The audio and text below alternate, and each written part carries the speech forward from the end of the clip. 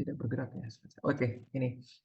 Jadi hari ini mengenai konsep dan istilah ya teman-teman, saya ingin memastikan bahwa teman-teman paham tentang apa istilah-istilah atau konsep yang akan kita pelajari mungkin nanti sampai 5 pertemuan ke depan ya. Paling tidak kita akan bergelut dengan ini. Kemudian ada istilah-istilah seperti sistematika, mungkin teman-teman pernah dengar klasifikasi, paling sering ya, taksonomi, identifikasi, takson atau taksa, nomenklatur ya, dan lain-lainnya seperti identifikasi, determinasi, kan kita banyak menemukan istilah-istilah yang sebenarnya eh,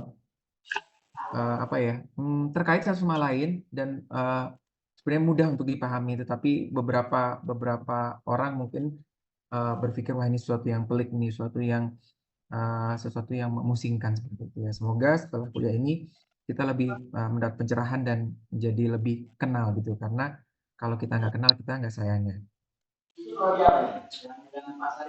Oke, ini sedikit filosofi sekali tentang taksonomi. Pertama, saya ingin membawa teman-teman pemahaman mengenai bagaimana manusia itu senang sekali mengelompokkan sesuatu ya. Jadi kita lihat di depan kita ada seorang perempuan yang punya barang-barang yang mungkin sedikit berantakan di bagian bawah ya. Kemudian kita lihat uh, perempuan ini sedang merapikan begitu ya, merapikan barang-barangnya ya. Kita lihat di bagian belakang ada lemari dengan kabinet-kabinet atau rak-rak, ada baju-baju, kemudian mungkin ada jaket, ada sepatu di bagian bawah, ya. Kemudian kita lihat ada parfum-parfum di bagian tengah, nah mungkin ada kotak-kotak perhiasan, kemudian kita lihat ada tas di bagian atas ya. Nah sebenarnya kalau kita perhatikan, kita sebenarnya juga memiliki habit atau kebiasaan yang sama. Hampir semua manusia ya, kebanyakan manusia secara umum ya, meskipun saya tidak bisa bilang semua ya. Tapi kita sebagian besar melakukan hal yang sama. Kita meletakkan barang-barang kita di suatu lemari, suatu tempat, dan kita meletakkannya berdasarkan fungsinya gitu. Misalkan baju untuk baju, kemudian sepatu di bagian bawah atau di suatu rak gitu ya. Kemudian ada tas-tas gitu. Kita mengelompokkan barang-barang yang sama fungsinya gitu ya, atau sama karakternya gitu ya. Nah, di sini kita diperlihatkan bahwasanya manusia itu secara alami menyukai mengelompok-kelompokkan barang-barangnya ya. Saya yakin teman-teman ketika buka lemari, teman-teman juga punya rak yang isinya cuma baju aja. Ada yang mungkin ada yang kerudung aja nih, kalau perempuan tuh bahkan mempunyai rak yang kerudung yang bisa terlihat warna-warni gitu ya. Saya pernah lihat punya istri saya gitu. Nah, parfum juga diletakkan tempat yang sama, skincare, make up gitu, tempat yang sama. Jadi memang kita secara alami selalu menginginkan atau menyukai sesuatu yang teratur, sesuatu yang dikelompokkan gitu ya. Karena kenapa? Ya, gampangnya aja kalau kita ingin mencari atau ingin menggunakannya, kita tinggal tinggal menuju ke tempatnya gitu ya. Jadi kita nggak usah pusing. Kita cari sepatu di mana, cari cari jaket di mana, kira-kira seperti itu. Oke. Bentar, ini prosesnya agak lambat ya, proses transisi slide-nya. Oke, nah teman-teman di sebelah kiri ini ada gambar alat-alat tulis stationery yang mungkin seperti diletakkan di atas meja seperti itu ya. Meskipun sudah dia alat-alat tulis yang kita kelompokkan di suatu meja ya, tetapi kalau kita lihat di sebelah kanan,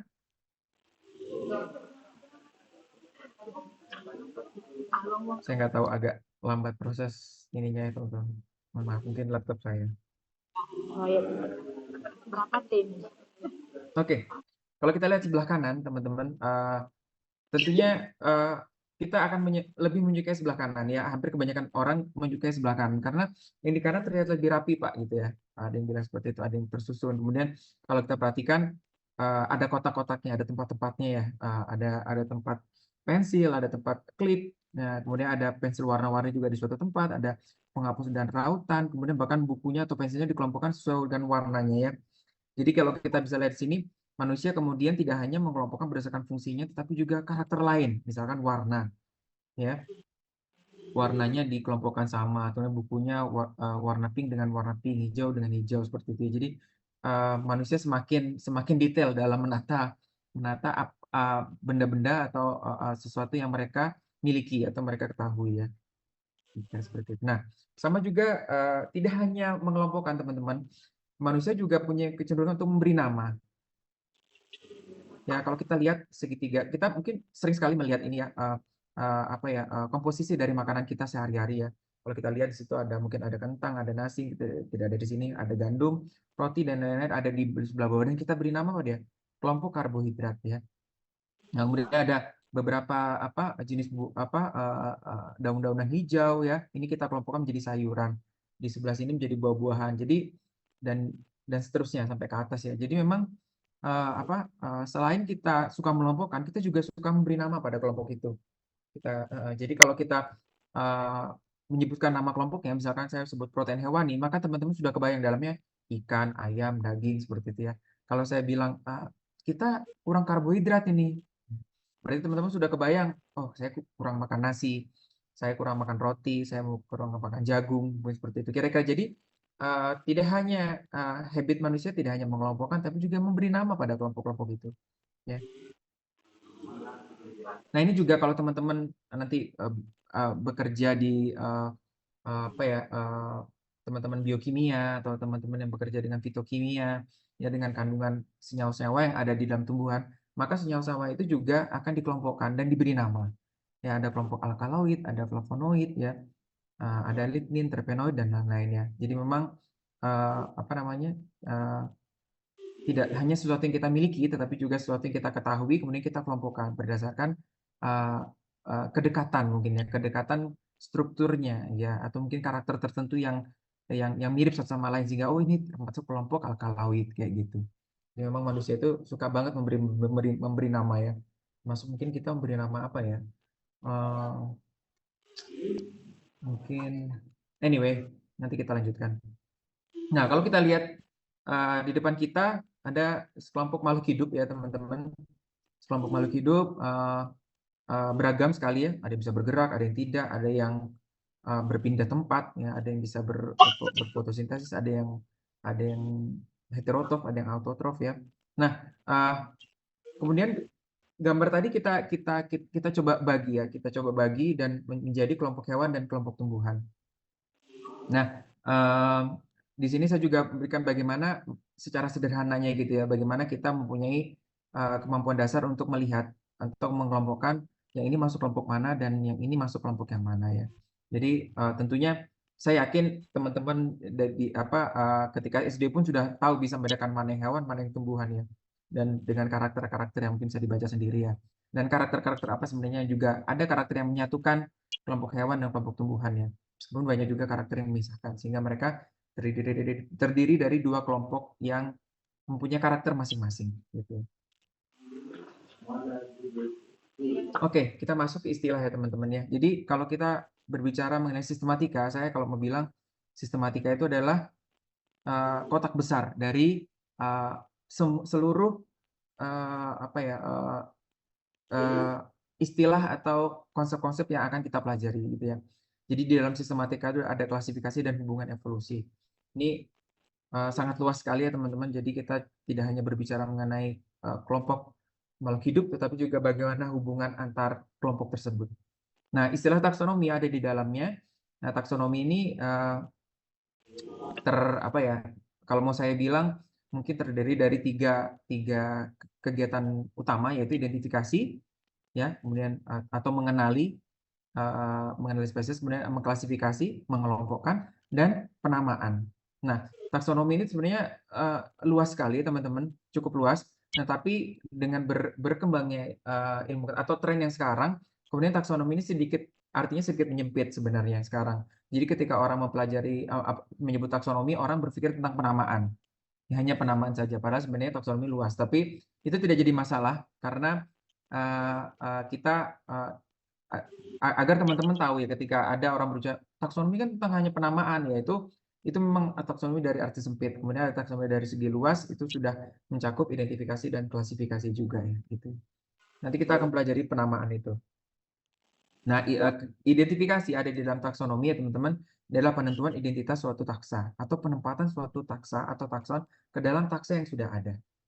Ya, misalnya tadi kita melihat ada gajah misalkan, oh ya gajah ini kelompok hewan nih gitu, karena hewan itu atau kingdom animalia animalia udah ada ya, jadi kita masukkan gajah ke kingdom animalia. Seperti itu. Itu adalah proses identifikasi. Kemudian ada klasifikasi. pengelompokan dan pengurutan takson atau taksa. Ya, jadi kita bisa tahu dia masuk kelompok yang paling terkecil, ya levelnya apa, kemudian sampai paling tinggi levelnya apa.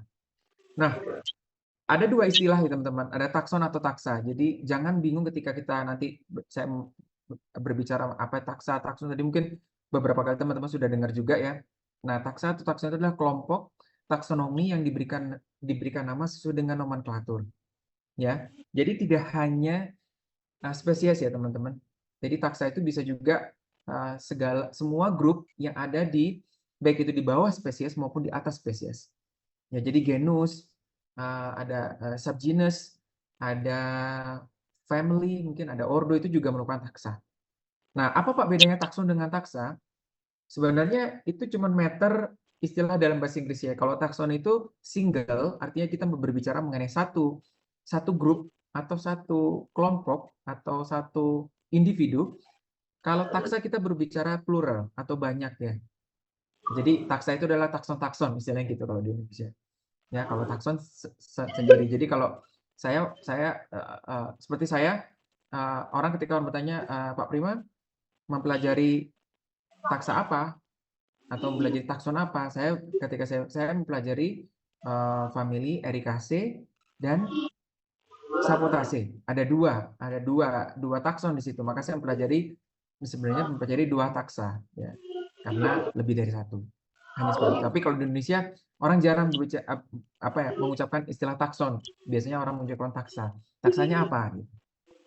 Kira-kira seperti itu. Nah, ada istilah nomenklatur ya teman-teman. Nomenklatur sendiri adalah sistem dan cara penamaan organisme. Ya, nanti kita juga akan masuk ke situ. Jadi jangan bingung ya. Ada yang ingin ditanyakan? Atau sudah bingung? Atau belum bingung? Mudah-mudahan ya. Mudah-mudahan paham. Tapi nggak apa-apa teman-teman. Supervisor saya pernah bilang kalau teman-teman bingung atau teman-teman istilahnya sakit kepala, berarti teman-teman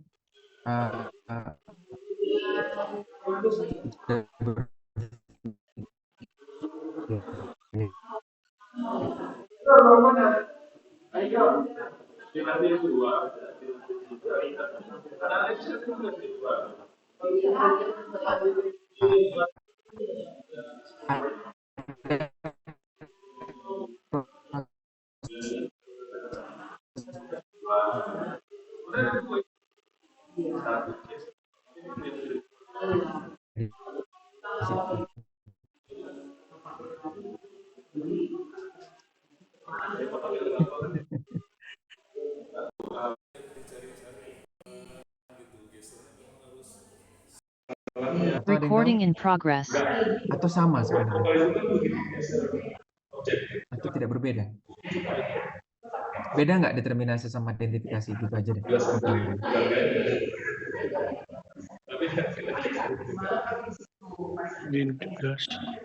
Silakan, siapa Friendly?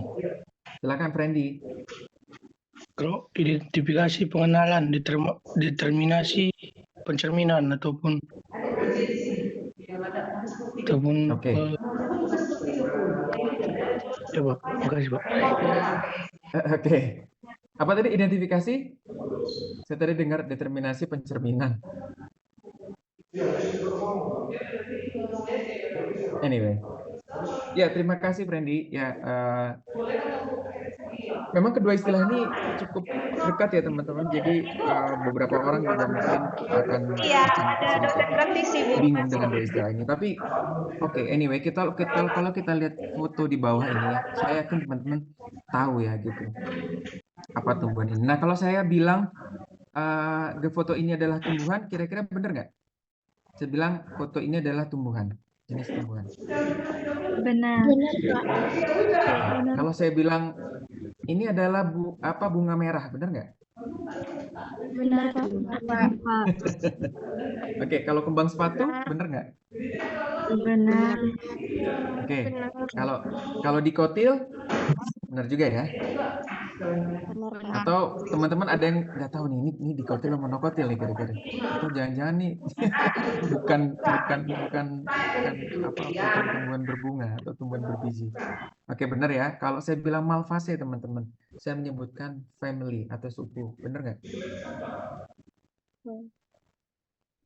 Benar ya. Kalau saya bilang ini bukan anggrek gitu, benar nggak? Benar, Pak. Oke. Kalau saya bilang ini tumbuhan tropis, Benar, Pak. benar juga ya. Oke, kalau saya bilang Hibiscus rosa sinensis, maaf ini kurang S ya teman-teman. Hibiscus rosa sinensis benar ya. Itu nama Latin dari tumbuhan yang kita lihat di depan. Oke, jadi sebenarnya kalau semua yang saya sebutkan benar, maka mana yang menjadi kegiatan identifikasi, mana yang determinasi. Nah, oke. Sekarang saya jawab langsung ya. Jadi identifikasi adalah tingkatan kelompok dari tinggi sampai rendah, atau suatu grup gitu ya. Saya melihat identitas suatu makhluk hidup dari kelompoknya. Nah, sampai dari tinggi sampai rendah. Nah, determinasi adalah ketika kita berbicara mengenai spesies langsung. Oke ya. Jadi ketika saya berbicara kita tanya misalnya ke anak-anak, "Adek, ini bunga apa?" Terus adik itu bilang, "Ini bunga merah, Pak." Gitu. Proses identifikasi teman-teman, jangan salah ya, itu identifikasi. Bahkan ketika anak kecil menyebutkan ini tumbuhan Kak, gitu, itu juga identifikasi ya. Dia sudah menyebutkan tingkatan kelompok itu, meskipun itu kelompok yang sangat besar sekali ya, menyebutkan tumbuhan gitu kan. Bahkan ketika kita mungkin berbicara ini kembang sepatu nih maka itu juga proses identifikasi karena dia sudah bisa membedakan mana kembang sepatu, mana mawar, mana melati. Iya, dua-dua. Tapi kalau orang berbicara ini Hibiscus rosa sinensis, maka dia berbicara sudah di spesies sangat spesifik dalam proses determinasi ya. Jadi proses determinasi itu cenderung lebih sulit ya, karena dia berada di identifikasi juga. Jadi determinasi adalah bagian dari identifikasi yang langsung ke tingkatan spesies. Ya, sedangkan identifikasi tentunya ada sesuatu yang tropis. Let's say kita bilang, oh dia Malvaceae atau Ini Pak, tapi naik. itu juga proses identifikasi. Jadi jangan salah. Kadang-kadang di hutan pun gitu ya. Misalkan kami peneliti itu di hutan pun kadang-kadang melihat tumbuhan, kemudian kita dengan mudahnya bisa bilang itu aku nggak tahu, misalnya saya nggak tahu jenisnya apa, tapi itu monokotil. Bapak nanti berapa Pak? Sama siapa Pak? Artinya kita harus apresiasi bagaimana dia sudah bisa menentukan mana yang Cuman monokotil, panggil mana aja yang lah mahasiswanya monokotil. Pak, ujian sekarang Sudah aja. sejauh itu Siapa juga sih kan ada ya? Jangan berpikir identifikasi itu tentang spesies gitu ya, spesifik sekali gitu. Jadi identifikasi itu bisa luas sekali. Oke, semoga paham ya. Nah, itulah kurang Oke, ini tahu saya saya ambil Pak. dari Ada di sini enggak? Google sebenarnya. Jadi ada taksonomi dan sistematik ya, ilmu mengenai grouping dan naming atau pengenalan. Di sini kita bisa lihat taksonomi itu ada 3 menurut gambar ini gitu kan. Udah. Saya ambil 3 goalnya. Ini salah satu kan? Sama siapa? Klasifikasi dan deskripsi. Ada Pak Endro enggak? Enggak ya, ada. Kemudian Sama Bapak ya Puji ya? kita bisa lihat bahwa ilmu yang Kamu sama Bapak? tumbuhan pembimbing ya, Pak? dengan evolusinya ya. Cepatkan aja. Karena misalkan kenapa sih Pak ada spesies yang dikelompokkan sama-sama dalam satu family? Kenapa sih dia masuk pisang itu masuknya Musaceae? Atau dia kenapa masuknya Zingiberales? Dan kenapa pisang dan jahe itu ada di dalam satu ordo yang sama, yaitu Zingiberales. Ruang rapat itu. Nah, itu dipelajari. Bapak mau rapat kita. Sistematik kita belajar yang klasikal, Jemputan. berdasarkan morfologi teman-teman, atau Enggak. klasikal sistematik, dan yang sekarang sedang tren yaitu molekuler sistematik. Kita ya. Sistematik menggunakan pendekatan DNA. Kalau mau bina Bapak Pak. Bapak sabar. Ada pertanyaan sebelum kita lanjut?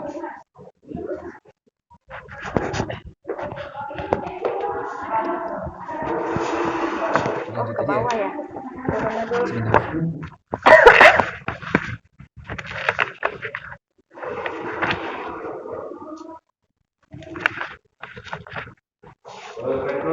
Nanti kalau jadi Bapak uji duluan, ini Oke. absennya masih nggak ulang. Saya cuma coba ngecek waktu teman-teman. Udah ya? Kita punya waktu 2 jam, jadi perkiraan sampai ke 9.15. Oke, 9.20 ya tadi karena kita agak maaf, ke 9 10 9 10 ya 10 atau 10.20 buat teman-teman tidak kebentur kelas yang lain. Oke, baik. Sekarang kita pelajari Itu, kenapa Pak. Samperin aja. itu penting untuk kita sebagai akademisi, sebagai saya sebagai periset, sebagai orang awam, bahkan mungkin sebagai teman-teman mungkin Pak, saya Nanti sebenarnya info tidak saya ya dengan soal itu nilainya juga ya tetap kalau udah penting. ada ya. Saya ke atas dulu bentar. Oke, kita sedikit tarik teman-teman. Nanti teman-teman tentunya saya yakin dulu sewaktu SMA juga teman-teman pelajari cabang-cabang ilmu di biologi ya. Biasanya ada yang berdasarkan taxonomy gitu ya, besar, yaitu ada mikroorganisme, ada botani, ada zoologi. Nah, di dalam ilmu-ilmu botani itu kemudian ada disiplin-disiplin ilmu atau core atau topik yang topik-topik yang ada di dalam botani itu ada yang topik dasar atau core topics, ada applied topics, topik atau disiplin-disiplin ilmu terapan, dan juga yang topik yang spesifik di kelompok di taksa di kelompok tertentu. Nah, kalau kita lihat di sini ada core topik, ada psikologi, genetik, paleobotani, palimnologi, dan lain-lain. Ada plant ecology, mungkin ini topik besar juga. Kemudian ada plant morphology, plant physiology, ada plant systematic atau taksonomi. Ya, jadi kebayang di dalam botani itu banyak sekali disiplin-disiplin ilmu yang dipelajari. Jadi mungkin kalau teman-teman nanti akan skripsi, teman-teman akan tahu saya sebenarnya mempelajari apa gitu ya. Dan mungkin teman-teman nanti akan belajar struktur jaringan atau tentang biasanya itu teman-teman fisiologi ya. Nah, nanti di bawah botani juga ada topik-topik terapan. Ya, nanti kalau teman-teman pertanian atau teman-teman kehutanan seperti perikanan, kedokteran hewan dan lain-lain itu bisa masuk ke dalam ilmu-ilmu terapan. Kemudian ada juga topik-topik yang related dengan taksa yang dipelajari ya. Ada yang pelajari tentang kaktus, geologi tentang lumut ya, tentang pohon, dendrologi. Ini teman-teman kehutanan akan pelajari itu. Kemudian ada mikologi tadi ya, pelajari tentang algi, kemudian alga ya, algologi, kemudian ada rodologi, bahkan saya belajar juga ada yang pelajari tentang mawar ya, dan lain-lain. Ini sedikit merefresh teman-teman ya. Nah, taksonomi sendiri sebagai ilmu yang pelajari tentang pengelompokan itu membutuhkan disiplin lain. Ya, di sini saya bilang pendekatan atau approach ya. Kita bisa mempelajari taksonomi itu atau menjawab pertanyaan-pertanyaan taksonomi itu dengan beberapa pendekatannya atau dengan disiplin atau topik dari yang lain seperti morfologi. Nah, morfologi menjadi disiplin yang membantu taksonomi semenjak awal ketika taksonomi dibentuk ya, sehingga disebutnya classical taxonomy. Jadi taksonomi yang klasik gitu. Zaman dulu orang hanya dengan pendekatan morfologi. Nah, kemudian ada lagi pendekatan-pendekatan lainnya seperti psikologi, psikochemistry ya, fitokimia, kemudian ada pendekatan ekologi, ada behavior. Itu juga pendekatan-pendekatan yang bisa mendukung atau menjawab pertanyaan-pertanyaan di taksonomi. Ya. Misalkan kenapa spesies A dan spesies B berkerabat? Dari kesamaan kromosom seperti itu dengan pendekatan psikologi. Atau dia memiliki metabolisme yang sama. Itu dengan pendekatan fitokemistri. Jadi kita bisa tahu kenapa misalkan tadi kembang sepatu dengan okra berada di malvase, ternyata mereka sama-sama menghasilkan metabolit yang mucilage sel, yang mereka punya sel yang mucilage. Jadi kalau teman-teman mungkin pernah makan okra atau pernah menghancur-hancurkan daunnya kembang sepatu, maka muncul lendir ya. Nah, itu adalah sel spesifik yang dihasilkan oleh malvase. Ya, itu kemudian mungkin jadi protein yang menyatukan kelompok ini. Ya, itu dengan pendekatan fitokemistri. Nah, kemudian pendekatan yang relatif lebih modern yang sekarang yang sedang tren sekali yaitu kata-kata molekuler atau banyak menggunakan DNA.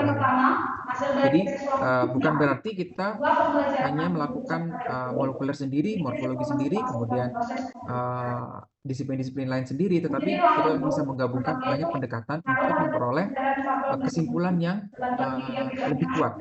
Ya, kemudian pendekatan kombinasi dari pendekatan-pendekatan ini disebut integratif taksonomi atau taksonomi yang terintegrasi gitu ya, antara morfologi, molekuler, saling menguatkan seperti itu tadi. Jadi gambarannya seperti itu, teman-teman. Untuk menjawab pertanyaan taksonomi, kita butuh pendekatan-pendekatan disiplin lain. Nah, kenapa taksonomi itu penting atau sistematika itu penting? Karena sistematik dan taksonomi itu adalah fundamental science ya teman-teman. Ilmu dasar tadi core topics ya, dan ilmu dasar yang paling dasar menurut saya dari ilmu biologi. Ya. Terlepas itu mikroorganisme, hewan atau tumbuhan ya. Jadi ketika taksonomi kita benar, taksonomi itu sebagai input ya, seperti identitas nama, dalam ini ada informasi, ada kekerabatan itu benar, maka nanti outputnya akan menjadi benar.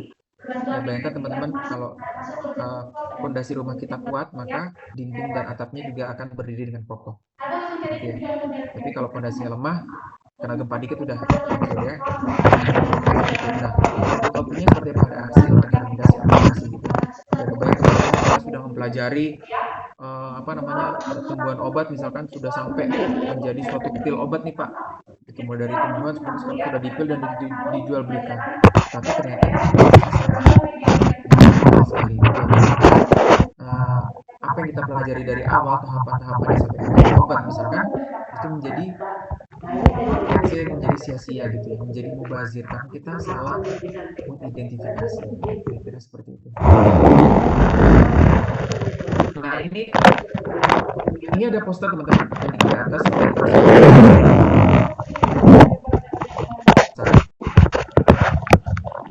Siapa yang pikir fenomena kill gitu ya? Kenapa aksinya yang ya, halo.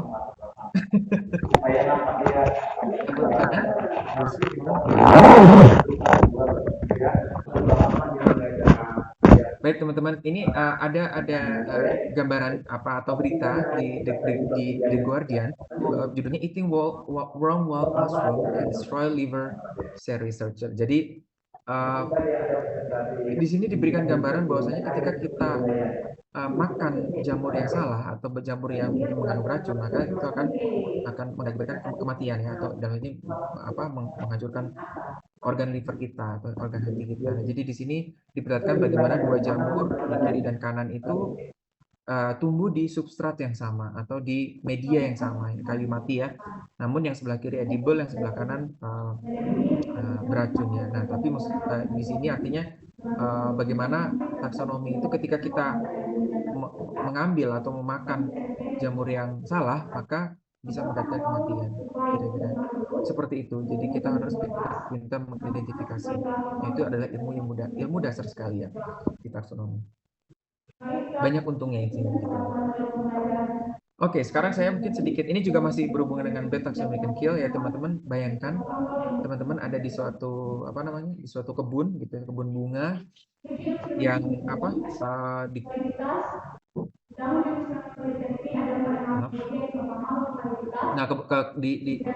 kebun bunga ini ada 3 jenis bunga teman-teman. Ada begonia, ada rosa atau mawar, dan ada rhododendron. Wow. Jadi di tiga spesies bunga ini menurut tukang kebunnya itu bisa dimakan, tetapi hanya rhododendron saja yang beracun. Ya, kira-kira seperti itu. Jadi kira-kira kalau teman-teman ada di kebun bunga itu, teman-teman tahu nggak mana yang rhododendron?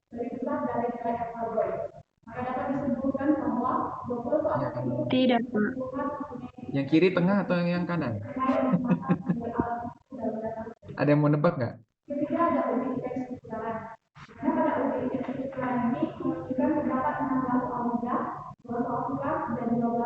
Nggak ada yang mau nebak nih. Semuanya takut yang beracun. Yang merah, Pak. Semuanya merah nih. Oh yang merah kanan maksudnya? Ya, Pak. Oke, Friendly lagi ya. Oke, teman-teman, ada yang setuju nggak dengan Friendly? Kalau yang rhododendron itu yang kanan, yang beracun. Yang ungu, Yang mana nih ya? Pak. Siapa tadi? Yang Dinda ungu. Rahmawati, Susanti. Oke, yang ungu di atas, yang atas ya maksudnya ya? Yang tengah. Oke. Jadi ada dua kubu nih, ada yang kubu tengah yang warna ungu, ada yang warna merah di kanan.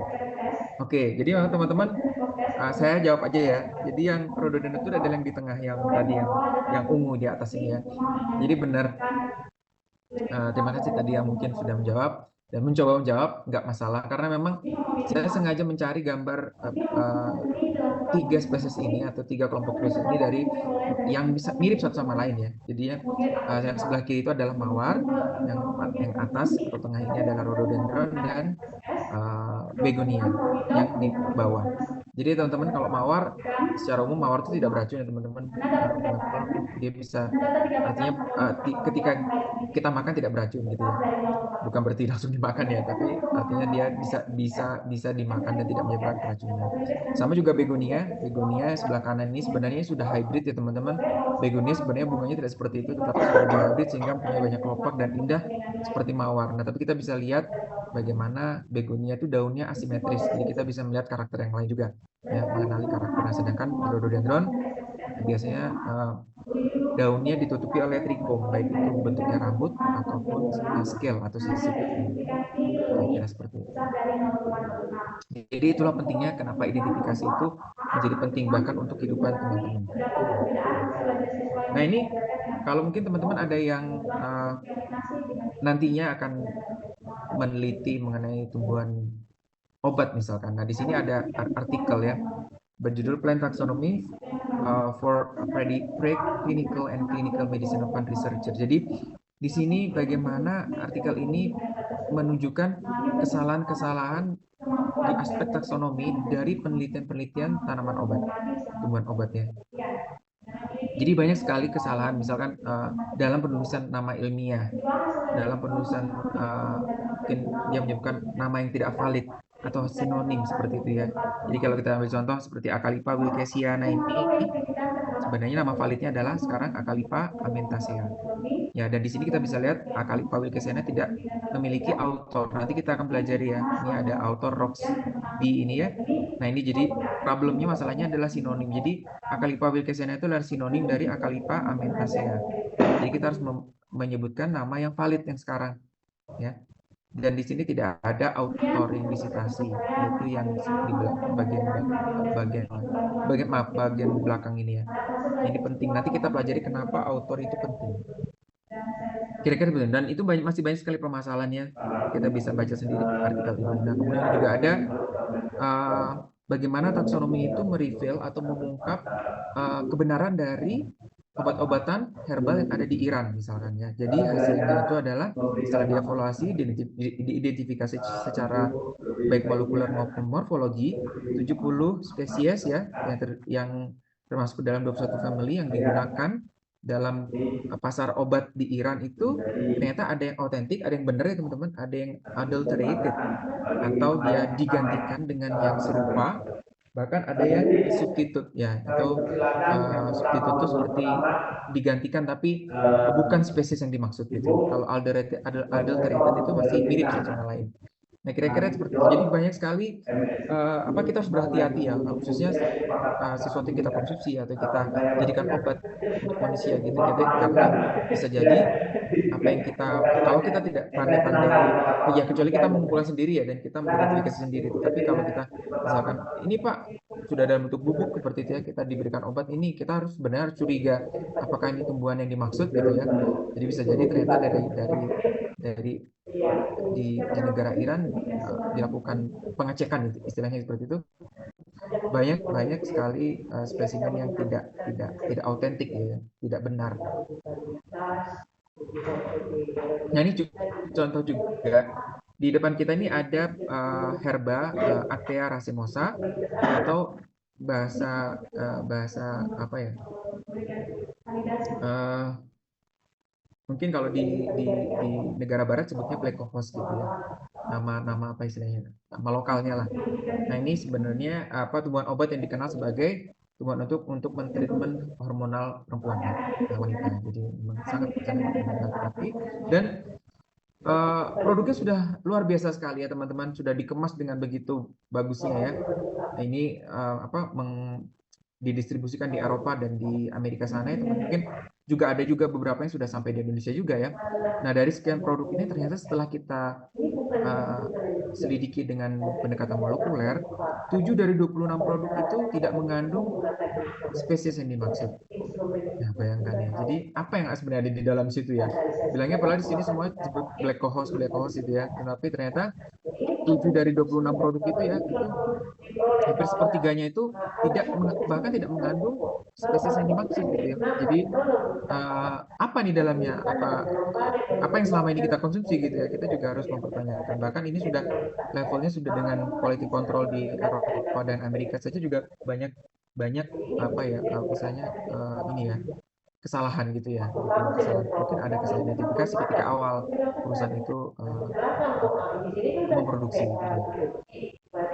Nah ini juga ada kasus dari berita yang memperlihatkan bagaimana restoran-restoran di New York sana ternyata menyajikan makanan atau jenis ikan yang tidak sesuai dengan menu gitu ya. Jadi mungkin kalau kita misalkan memesan filet tuna gitu, kemudian yang datang ternyata filetnya mujair, kira-kira seperti itu ya.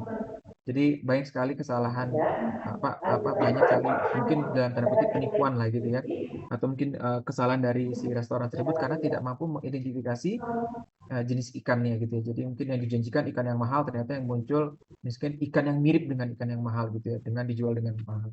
Nah itu ya kalau mungkin di kasus kita mungkin kalau kita terbiasa makan ikan terlihat gitu ya kepala sama ekornya mungkin akan mudah untuk di recognize. Tapi kalau yang bentuknya sudah fillet atau sudah diolah kadang-kadang ini bener nggak ya dagingnya seperti itu. Nah ternyata ada saja ya kesalahan identifikasi jenis hewan. Ini kasusnya di hewan yang kemudian merugikan kita sebagai konsumen. Nah ini juga ada beberapa kasus-kasus bagaimana identifikasi menjadi penting ya, bagaimana ternyata sini ada seperti ikan kering yang dijual di pasaran Eropa yang ternyata adalah kelompok pufferfish ya. Mungkin kalau di SpongeBob Nyonya Puff gitu ya. Nah kelompok-kelompok pufferfish ini adalah kelompok ikan yang beracun ya teman-teman, sehingga ketika dia dikonsumsi maka bisa menyebabkan keracunan gitu. Nah, jadi kita patut punya keterampilan juga melihat ini jenis ikan apa gitu. Nah kalau di kasus ini sebenarnya memperlihatkan bagaimana pendekatan DNA barcoding ya dalam hal ini bisa menyelamatkan banyak nyawa gitu ya. Jadi ada kejadian burung terbang menabrak pesawat dan masuk ke baling-baling dan hampir membahayakan, hampir membuat baling-baling jadi rusak gitu ya. Nah setelah diteliti dari bercak darahnya ini, karena bangkainya sudah nggak ada ya, karena bangkainya mungkin sudah jatuh di mana lah gitu. Tapi dari darahnya kita bisa ketahui dia jenis apa, dia terbang pada ketinggian apa, dia bermigrasi pada apa. Ya, sehingga pada waktu tertentu tersebut maskapai penerbangan bisa menghindari atau bisa dicegah kejadian-kejadian di Nah ini juga ini sebagai gambaran bagaimana taksonomi kemudian menjadi salah satu ilmu yang mendasari crop wealth relatif. Kalau teman-teman kerabat liar dari tumbuhan budidaya. Jadi kita sekarang kan, nah ini tren ini menjadi tren juga teman-teman secara global. Bagaimana sekarang peneliti-peneliti mulai mencari keunggulan baik itu keunggulan morfologi maupun keunggulan genetik dari kerabat-kerabat liar tumbuhan budidaya. Jadi misalkan mungkin gampangnya karena mungkin sekarang ini hanya contoh saja. Misalkan kita ingin mencari padi yang bisa yang bisa tumbuh tanpa air gitu ya. Mungkin sebenarnya sudah ada sih ya padi-padi seperti padi gogo atau padi gunung gitu ya, yang ditanam tanpa genangan air seperti itu. Nah, ini genetika seperti ini kemudian dibutuhkan untuk peneliti agar bisa menghasilkan beras yang mungkin rasanya atau kualitasnya sama seperti beras-beras yang ditanam di genangan, tapi bisa ditanam di daerah kering misalnya seperti itu. Nah, itu kita harus mencari spesies yang berkerabat liar, ya, maksudnya kerabat liar dari spesies tersebut. Ya. Nah, di sini kasusnya sebelah kiri teman-teman kita bisa lihat ada pisang ya, obviously pisang kita tahu, dan di sebelah kanan ada NCT ventriculosa. Kira-kira bentuknya seperti itu ya, sebelah kanan pohonnya. Ini ada juga di Kebun Bogor NCT, tapi saya kurang tahu ya spesiesnya apa. Tapi NCT kira-kira seperti ini. Bentuknya daunnya seperti pisang, bunganya agak sedikit berbeda ya, dan buahnya kita bisa bandingkan antara pisang dengan NCT. Nah, NCT ini memiliki keunggulan dia itu bisa hidup di kawasan arid atau mungkin kalau kita bisa daerah kering seperti gurun pasir seperti itu ya. Nah, bayangkan ya teman-teman, jadi NCT ini kemudian menjadi solusi bagi sebentar, saya coba next ya. Nah, ini false banana, kita menyebutnya false banana karena pisang palsu. Ternyata NCT ini bisa menjadi solusi ketahanan pangan di Utopia. Jadi ketika mereka butuh makanan, mereka nggak mungkin menanam pisang yang seperti kita punya karena mereka nggak punya suplai air, sehingga mereka bisa menanam NCT, dan NCT itu sudah kemudian ditanam di sana dan menjadi sumber pangan. Jadi bagaimana sebenarnya kita melihat taksonomi sebagai ilmu yang mempelajari tentang kekerabatan ini menjadi penting karena kita bisa mengetahui misalkan ini berkerabat dengan pisang, sehingga kita bisa mengolah, siapa tahu dia edible, siapa tahu bisa dimakan, dan ternyata benar ya. Jadi intinya bagaimana sebenarnya kerabat liar dari tumbuhan-tumbuhan budidaya itu kemudian bisa memperkaya genetik, memperkaya banyak hal, karakter dari suatu tanaman budidaya, sehingga bisa meningkatkan kualitas dari tanaman budidaya tersebut sesuai dengan keinginan kita. Oke, kita berbicara tentang sejarah taksonomi ya. Jadi kalau sejak kapan sih taksonomi itu ada gitu ya? Itu mungkin pertanyaannya kalau kita berbicara mengenai sejarah. Jadi kalau kita sebagai umat Muslim, bahkan saya yakin juga umat Kristiani juga mempercayai itu, bahwasanya ilmu mengenali makhluk hidup atau benda-benda yang ada di sekitar kita itu sebenarnya sudah diajarkan oleh Tuhan gitu, disampaikan di Al-Quran. Di sini saya ambil Al-Quran, tapi saya yakin di Alkitab pun juga ada penerangan bahwasanya bagaimana Tuhan itu mengajarkan kepada Adam dan Hawa itu ya nama-nama atau benda-benda di sekelilingnya. Di situ. Jadi Tuhan itu memberitahukan pada Adam bahwa ini yang disebut dengan hewan, gajah, ini pohon apel, ya ini burung, ini kupu-kupu. Nah, kira-kira seperti itu. Jadi kalau mau saya bilang bahwa ilmu taksonomi itu mungkin ilmu yang paling awal yang manusia dapatkan. Bahkan taksonomi itu sudah dipelajari ketika sebelum manusia turun ke bumi, kira-kira seperti itu ya.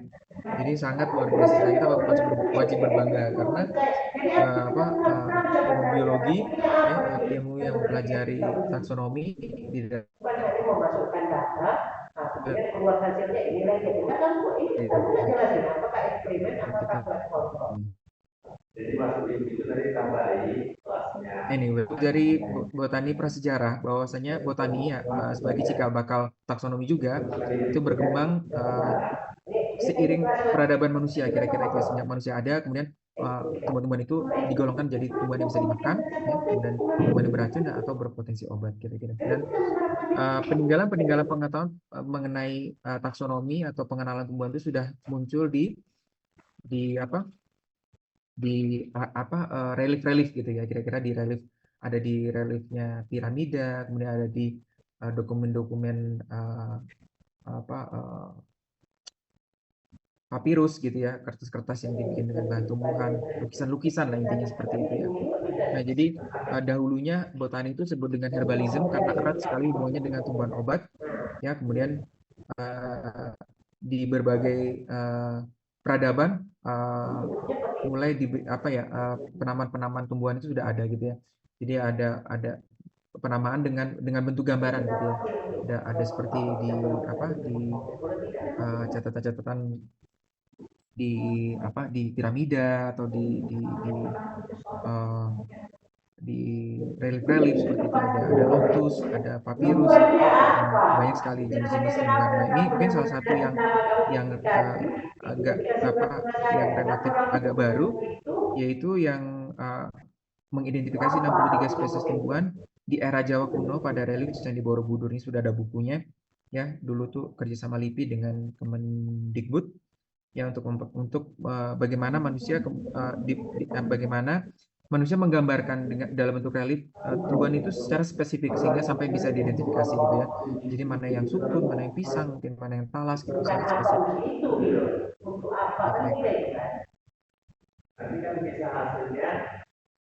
Kemudian sudah mulai masuk ke zaman historik, bagaimana manusia mulai menuliskan gitu ya, menuliskan mengenai ilmu botani. Di sini ada Theophrastus ya, beliau seorang filsuf Yunani yang kemudian murid dari Aristoteles, kan 200 naskah botani dalam bahasa Yunani ya. Yang paling terkenal De Causis Plantarum dan Di Hysteria Plantarum. Ini konsep-konsep dasar yang mempelajari tentang morfologi, klasifikasi dan sejarah tumbuhan pertama kali.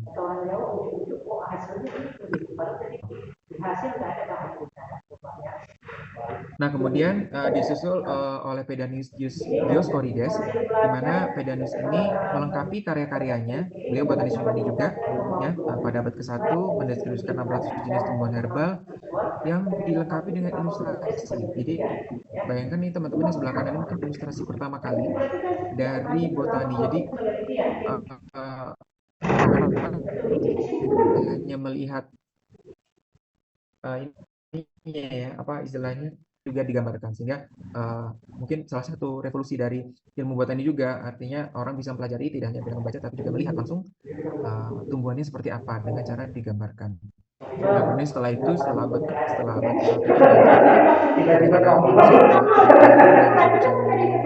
ini perkebunan, kemudian bervolume, bahkan sudah mulai dipelajari yang cukup terkenal Pliny the Elder. Nah, ini kita percepat aja. Kemudian ada botani modern awal, bagaimana setelah revolusi percetakan karya, setelah Eropa sudah bisa menghasilkan percetakan gitu, mencetak buku lah gitu biasanya pada abad ke-19, kemudian karya-karya herbal ya banyak kemudian ditulis dan dicetak untuk mendeskripsikan tumbuhan obat. Jadi di sini sebenarnya ini adalah lukisan yang karya Juan Badianus dan Martinus de la Cruz yang menceritakan tentang tumbuhan obat di Aztec ya, di Amerika Tengah sana ya teman-teman. Nah, setelah itu karya ini kemudian dicetak dan diperbanyak dan waktu itu menjadi fenomenal sekali ya. Jadi bagaimana masyarakat Eropa diperlihatkan jenis-jenis tumbuhan yang mungkin mereka belum pernah lihat gitu ya, dengan gambar ilustrasi ini. Jadi percetakan juga mempercepat proses perkembangan botani pada saat itu dan juga taksonomi. Nah, kemudian apalagi setelah penemuan lensa optik ya pada abad ke-16 menciptakan mikroskop compound ya, kemudian menggeser tren botani yang tadinya urusannya tentang tumbuhan obat ya teman-teman, kemudian bergerak ke pendeskripsian seluruh jenis tumbuhan, terutama di Asia, Afrika, dan Amerika ya, karena waktu itu Eropa sangat haus sekali tentang tumbuhan-tumbuhan jenis lain, terutama di kawasan tropis ya, karena luar biasa beragamnya ya. Nah, kemudian konsep botani yang disignifikan dihasilkan oleh Gaspard Bauhin. Nanti teman-teman mungkin bisa cari Gaspard Bauhin apa saja yang beliau lakukan. Nah, kemudian yang signifikan juga di taksonomi ada Carolus Linnaeus mengusulkan penggunaan binomial nomenklatur. Jadi tidak klasifikasi secara sistematis atau sekaligus uji dikotominya yang mana karya kita lihat spesies Plantarum. Nah ini juga 1753 Carolus Linnaeus menerbitkan Mahakarya spesies Plantarum, di mana dia juga tidak hanya mendeskripsikan 6.000 tumbuhan, tetapi juga mensosialisasikan bagaimana penggunaan binomial nomenklatur itu, konsep-konsep penamaan. Oke, ini yang saya maksud. Jadi Carolus Linnaeus ada taksonomi, hidup 1707 sampai 1778. Dalam karyanya Spesimen Hukum yang di sebelah kanan itu, dia mempropos atau mengusulkan aturan-aturan penamaan dalam karya-karyanya sebanyak 3 kali, tahun 37, 1737, 1731, dan 1733. Dan masih kita gunakan sampai sekarang. Oke. Sebelum kita masuk ke penamaannya, teman-teman, tata nama, teman-teman pernah berpikir nggak kenapa kita menggunakan bahasa Latin untuk penamaan atau aturan Latin? Meskipun sekarang sudah tidak selalu di deskripsi bisa menggunakan bahasa Inggris, ya, tetapi kenapa udah awalnya dan sampai sekarang kita juga menggunakan bahasa Latin untuk beberapa aspeknya di penamaan gitu atau dalam penamaan. Ada yang mau berpendapat nggak? Atau ada pertanyaan dari penjelasan saya sebelumnya? Izin bertanya, Pak. Silakan Elizabeth. Bagaimana perkembangan teknologi genomika dan bioinformatika di masa depan dapat mengubah lanskap perkembangan taksonomi? Oke, ini jawab apa? Pertanyaannya cukup umum ya sebenarnya. Jadi sebenarnya perkembangan ilmu molekuler ya tadi, semoga apa yang saya dengar, apa yang saya tangkap ya. Jadi benar-benar memang sangat luar biasa sekali berkembang sekarang teman-teman. Jadi apa namanya? Sekarang dikit-dikit molekuler, dikit-dikit DNA gitu ya. Orang melalui pendekatan DNA untuk kalau di taksonomi biasanya untuk melihat filogenetik atau kekerabatan dari spesies atau suatu kelompok. Nah, dalam perkembangannya sebenarnya nanti saya juga akan ceritakan ya, di mungkin mudah-mudahan ada satu kelas di kelas berikutnya saya akan jelaskan bagaimana sekarang kita sudah mempunyai sistem klasifikasi yang terus terupdate ya. Sekarang sudah istilahnya kalau di angiosperm atau kelompok tumbuhan berbunga ya teman-teman, ini ada istilahnya APG, Angiosperm Phylogenetic Group. Ya, sekarang sudah sampai APG 4 gitu. Artinya ada APG 1, APG 2, APG 3, APG 4. Ya. Sudah 4 kali direvisi. Nah, klasifikasi angiosperm ini atau angiosperma mungkin teman-teman. Jadi klasifikasi angiosperm ini sudah diupdate dari yang pertama ya itu sampai ke 4 itu luar biasa sekali perkembangannya. Artinya klasifikasinya semakin baik ya, dan semoga semakin mendekati dengan kebenaran gitu ya. Karena kita sebenarnya kan tidak pernah tahu ya sebenarnya apakah pemahaman yang sebenarnya kita pelajari atau kita pahami saat ini itu benar-benar kebenaran yang mutlak. Yang tahu saja. Tetapi artinya klasifikasi tersebut kemudian semakin logical gitu ya, semakin logis, semakin relevan dan semakin baik ya. Kalau kita mau singkatnya semakin baik klasifikasinya. Nanti ada satu kelas, mudah-mudahan saya akan sampaikan bagaimana klasifikasi angiosperm ya, bagaimana dari angiosperm APG 1 kemudian dengan berkembangnya ilmu molekuler sampai sekarang masih terus diupdate. Dan sampai sekarang pun juga para peneliti tetap menggunakan molekuler itu untuk bisa mengupdate klasifikasi itu gitu ya. Jadi mudah-mudahan pada suatu titik nanti ya, saya nggak tahu, mungkin saya sudah nggak ada lagi di dunia ini, akan ada satu momen ketika mungkin kita sudah hampir di puncak pemahaman kita terhadap klasifikasi, sehingga apa yang melalui pendekatan molekuler itu ya. Tentunya seperti saya tadi bilang, pendekatan molekuler juga harus bisa menjelaskan pendekatan saling menjelaskan ya, vice versa dengan morfologi dan lainnya. Artinya sinkron gitu. Jadi molekuler menjadi gebrakan memang di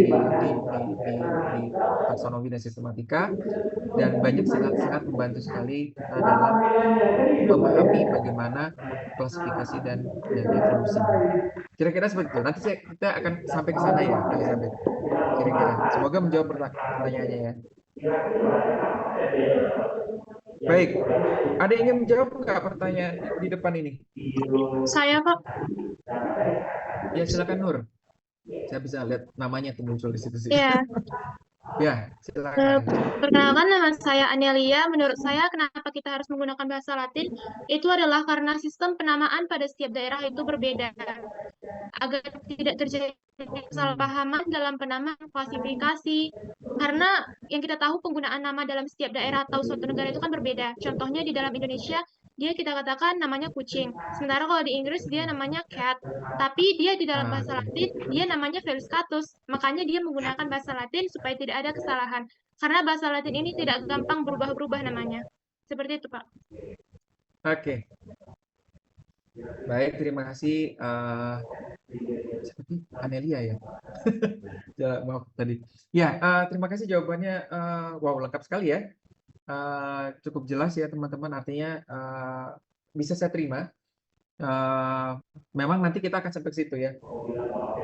Memang bahasa Latin ini kemudian menjadi bahasa yang menyatukan bidang, khususnya bidang taksonomi ya, untuk bisa saling berkomunikasi ya. Memang tujuannya seperti nanti saya akan jelaskan mengenai mengapa penggunaan nama ilmiah menggunakan itu menjadi penting dibandingkan nama lokal. Dan sebenarnya kalau kita kaji, maksudnya kalau pertanyaan ini kita perdalam lagi teman-teman, kenapa menggunakan bahasa Latin, bukan menggunakan bahasa Inggris, bukan menggunakan bahasa Indonesia, atau menggunakan bahasa Prancis gitu ya.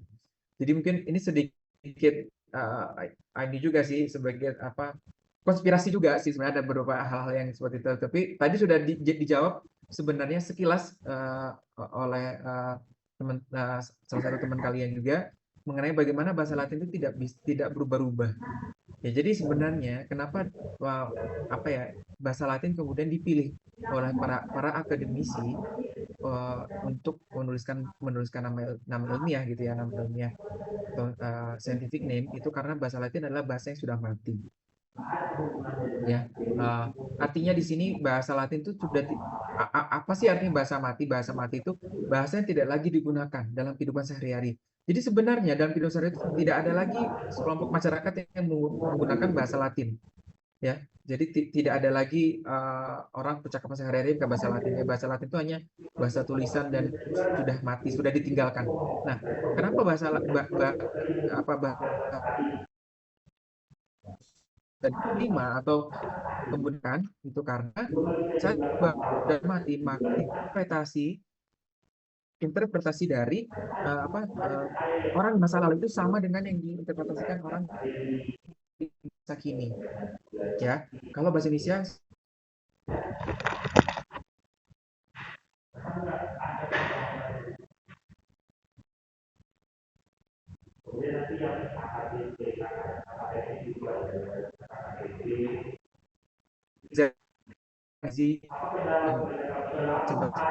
sampai bermacam-macam generasi udah punya bahasanya, dan lama-kelamaan bahasa Indonesia juga akan terus berkembang gitu, artinya akan bertambah dan mungkin ada perubahan pergeseran dari arti ya, yang tadinya artinya agak baik kemudian jadi berkonotasi negatif misalkan. Nah, ini kan ada perubahan makna. Nah, bahasa Latin karena sudah tidak digunakan, maka arti dulu dan arti sekarang itu sama, makanya digunakan bahasa Latin. Kira-kira seperti itu. Terima kasih tadi yang langsung jawab, udah lengkap semuanya. Oke. Anyway, itu mengenai filosofi kenapa bahasa Latin. Sekarang kita berbicara kenapa nama ilmiah itu penting. Nama yang kita sepakati secara global itu menjadi penting. Nah, ini kenapa Latin names itu pentingnya. Jadi kita lihat ini ada tumbuhan air namanya tumbuhan air ini memiliki nama lokal itu 80 nama lokal di Inggris, di Prancis ada 60, Netherlands 27, Skandinavia 50, Jerman, Australia, Switzerland itu 140, banyak sekali teman-temannya, kalau digabung mungkin sudah lebih dari 300 ya nama lokal. Itu di Eropa sendiri ya namanya. Nah, sebenarnya tumbuhan ini tuh memiliki nama Latin Caltha palustris yang dipilih oleh Linnaeus ya, taken up by Linnaeus tahun 1613 ya. Dan ini menunjukkan bahwasanya si Caltha palustris dia satu spesies tapi punya banyak nama lokal. Ya, sehingga orang akan bingung ketika orang di Prancis berbicara dengan orang UK, mereka nggak paham. Mereka menyebutkan dua nama yang berbeda padahal sebenarnya satu spesies yang sama. Kira-kira gitu. Nah, ini juga kalau kita lihat di Eropa, kalau kita menyebutkan, aku suka sekali dengan bunga bluebell, misalkan. Ya, jadi di Eropa sendiri, bluebell itu merefer pada dua spesies yang berbeda, ya, Campanula rotundifolia dan Hyacintoides non-scripta. Jadi kalau di Eropa, bluebell yang mana nih? Gitu, yang Campanula apa Hyacintoides? Gitu ya. Karena namanya sama-sama bluebell, itu di Eropa. Kemudian kalau kita menyebutkan bluebell di Amerika, maka akan merefer pada 3 spesies yang berbeda lagi, Mertensia, Pelemonium, dan Penstemon. Ketiganya disebut sebagai bluebell di Amerika. Nah, di Southern Hemisphere, yang mungkin di Australia atau di Amerika Selatan, ketika kita menyebutkan bluebell, maka akan merefer ke 3 spesies yang berbeda lagi, di Wellenbergia, Phacelia, atau Solia. Nah, kebayang nggak teman-teman kalau 3 dari kelompok masyarakat ini bertemu dan mereka menyebutkan bluebell, sesamanya mereka berantem, antar 3-tiganya juga berantem gitu, karena nggak sepakat gitu ya. Nah, makanya perlu bahasa Latin yang atau bahasa ilmiah yang menyatukan sebanyak-banyaknya pemahaman nama lokal. Nah, nama lokal juga bisa menjebak juga ya teman-teman. Jadi kalau kita lihat sebelah kiri yang warna putih itu adalah Anagalis europea. Ya, itu bahasa lokalnya, itu bahasa Latin, bahasa ilmiahnya ya, nama ilmiahnya. Kemudian bahasa lokalnya Chickweed wintergreen. Nah, Chickweed sendiri itu kalau kita mengambil kata Chickweed aja itu merefer pada Stellaria media yang sebelah sini ya, kanan bawah. Nah, wintergreen sendiri itu mengacu ke nama lokal dari Gaultheria. Ini salah satu family Ericaceae yang memiliki daun wangi. Nah, ternyata Anagalis europea ini adalah kelompok Primulaceae. Ya, jadi tidak ada hubungannya sama sekali dengan Chickweed dan tidak ada hubungannya sekali dengan Gaultheria. Jadi nama Chickweed wintergreen ini selain nama lokal ini bisa berarti banyak, tapi juga bisa menjebak gitu ya, karena tidak ada hubungannya dengan Chickweed dan tidak ada hubungannya dengan wintergreen. Nah, sama seperti misalkan kita pernah mendengar istilah nangka Belanda, mungkin teman-teman pernah dengar ya. Nangka Belanda itu sirsak ya teman-teman.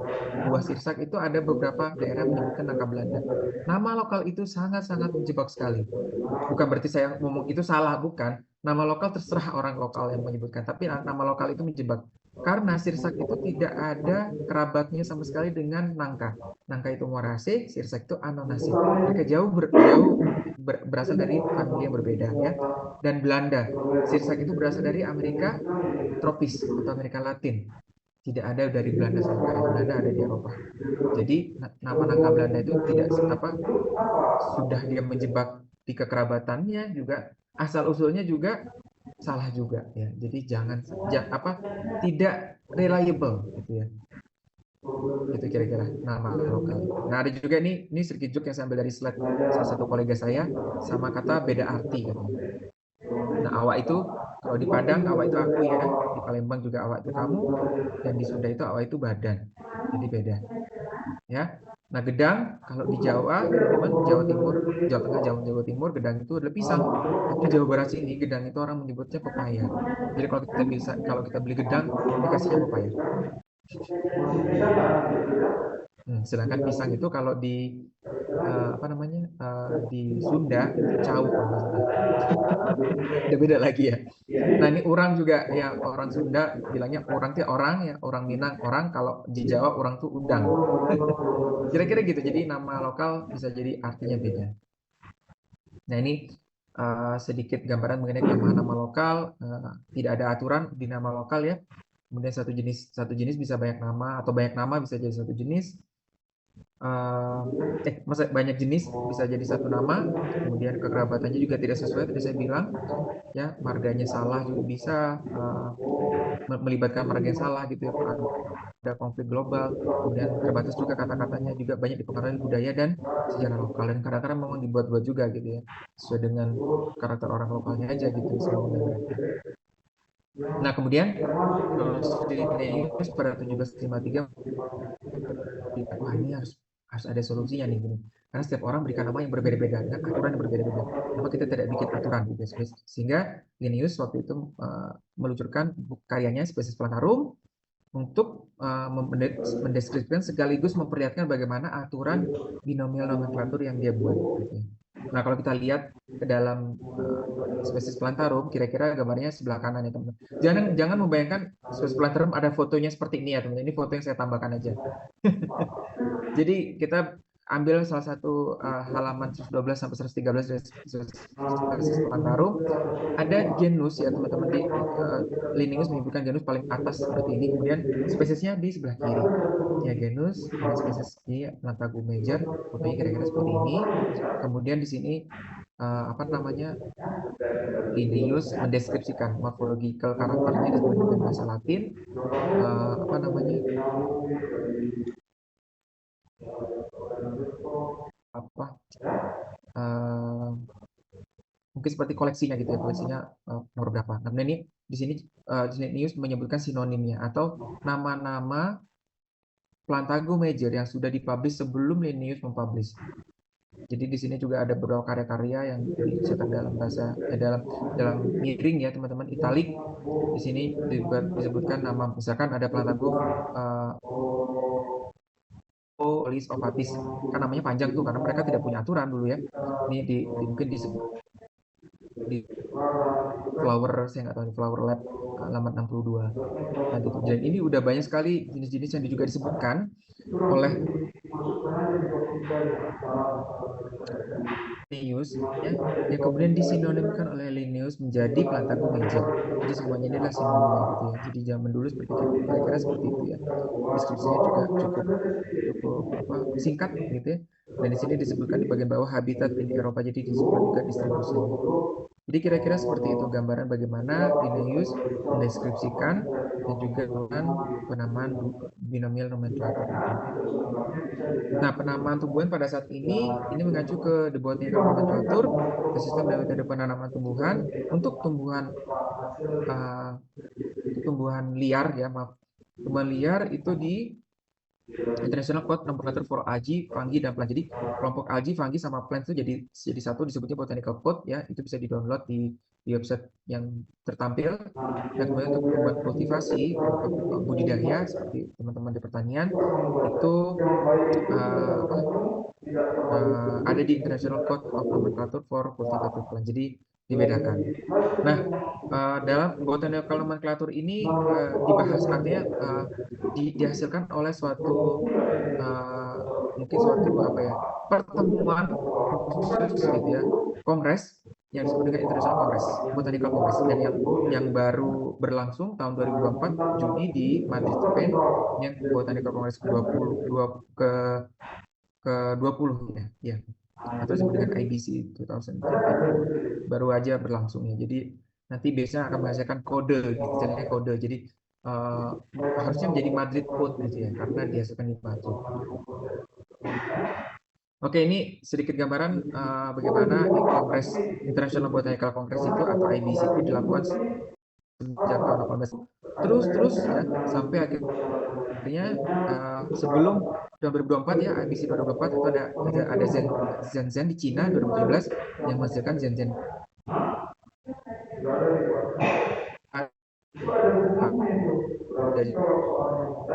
hasilkan yang harus kita atau disepakati dan kita harus gunakan dalam. Nah, ini kita buka International Association for Plant Taxonomy atau IAPT ya. Di sini ada International Code of Nomenclature for Algae dalam kurung Shenzhen Code ya. Ini yang 2017. Saya belum buka apakah sudah ada Madrid Code atau belum ya, karena baru diupdate 2024. Oke, ada pertanyaan sebelum kita lanjut lagi?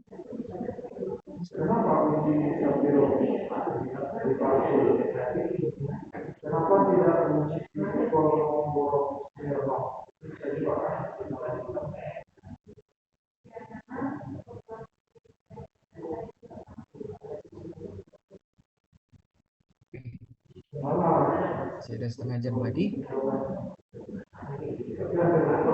Oke, kita lanjut ya.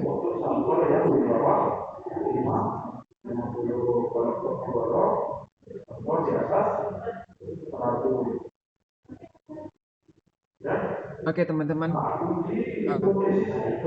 teman-teman baik sebagai akademisi maupun ketika melihat apa namanya suatu individu lain, misalkan nih ada kita ya ada Dionia muscipula, ini tumbuhan dari Amerika sebenarnya, atau Venus trap ya yang suka makan, yang karnivora. Nah, ketika melihat atau menghadapi kajian mengenai tumbuhan atau nama tumbuhan gitu ya, ataupun nama hewan ataupun nama mikroorganisme ya gitu, kita akan di mungkin di kepala kita akan muncul pertanyaan seperti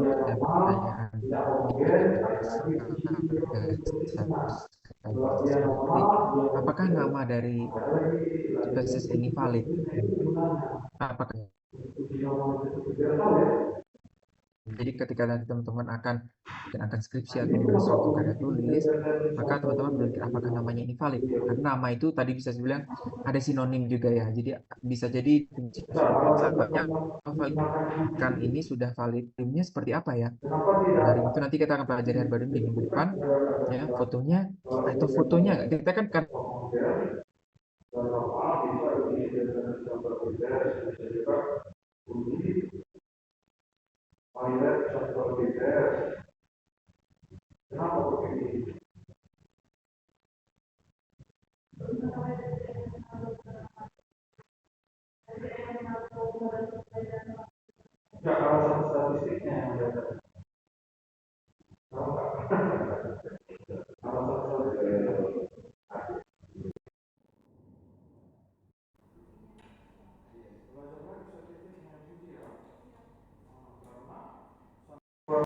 Recording in kelangkaan progress. atau situasinya seperti apa dan lain-lain.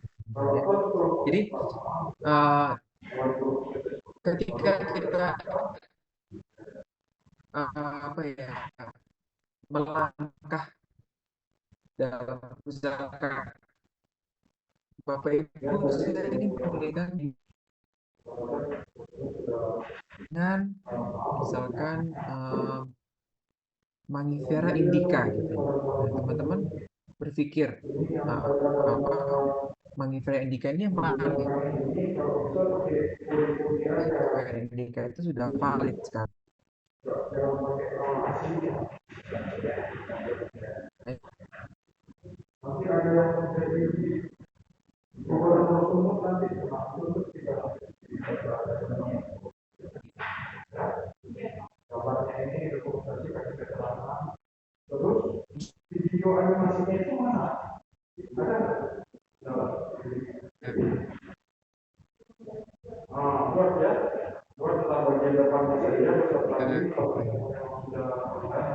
Skeptical. Teman-teman tahu nggak istilah itu? Ya.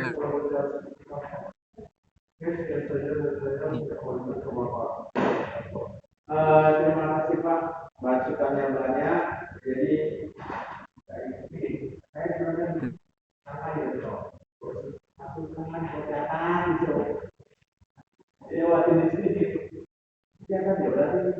jadi kalau dijaga, kalau sudah dijaga, dia cuma dikatakan, ya, itu yang pertama. Ada masukan dari Ibu dan Bapak Ibu tadi, juga ya, supaya nanti itu waktu mau menandatangani beliau ini.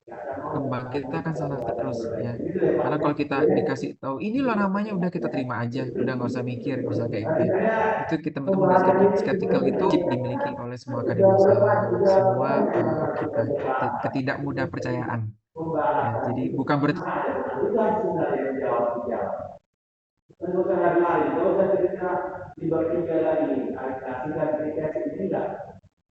hasil lalu ada pengaruh, kenapa berpengaruh? Ya jawab.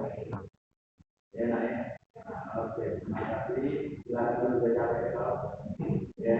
Ya, jadi saya aja Pak Guru.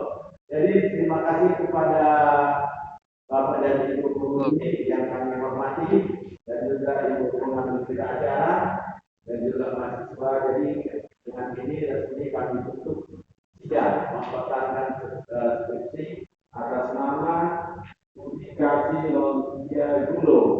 Terima kasih. Dulu. Ya, tahu. Nanti bacanya. Terima kasih.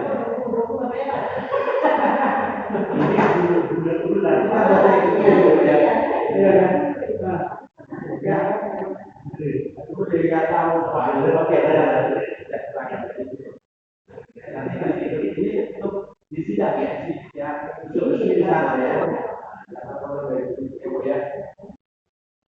Oke. Ya, Pak ya.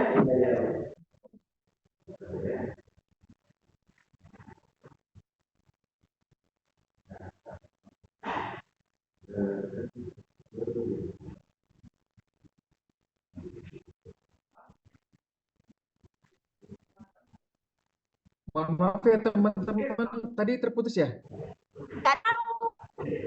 Iya, Pak. Iya, Pak. Iya, tadi sampai mana ya? Mohon maaf, saya baru ngeh.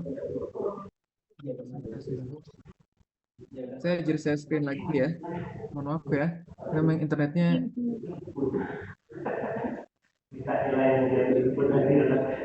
Oke, tadi kan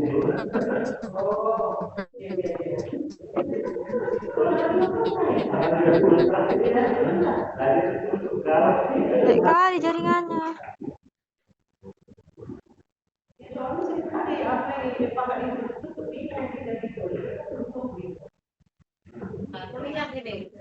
Ah, lagi nge-zoom, Bu. Kuliahnya nge-zoom. Nanti palingan. Belum tahu jadwal. Dosennya nggak masuk. Iya, Mbak Dira.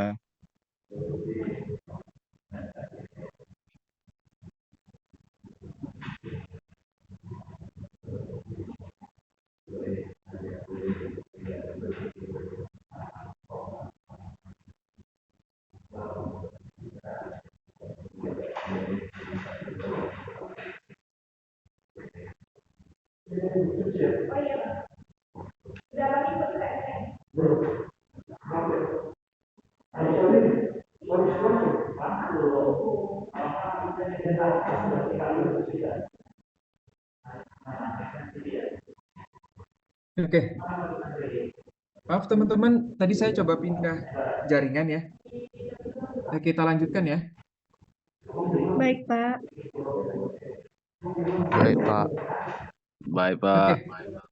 Oke. Saya sedikit mengulang sedikit.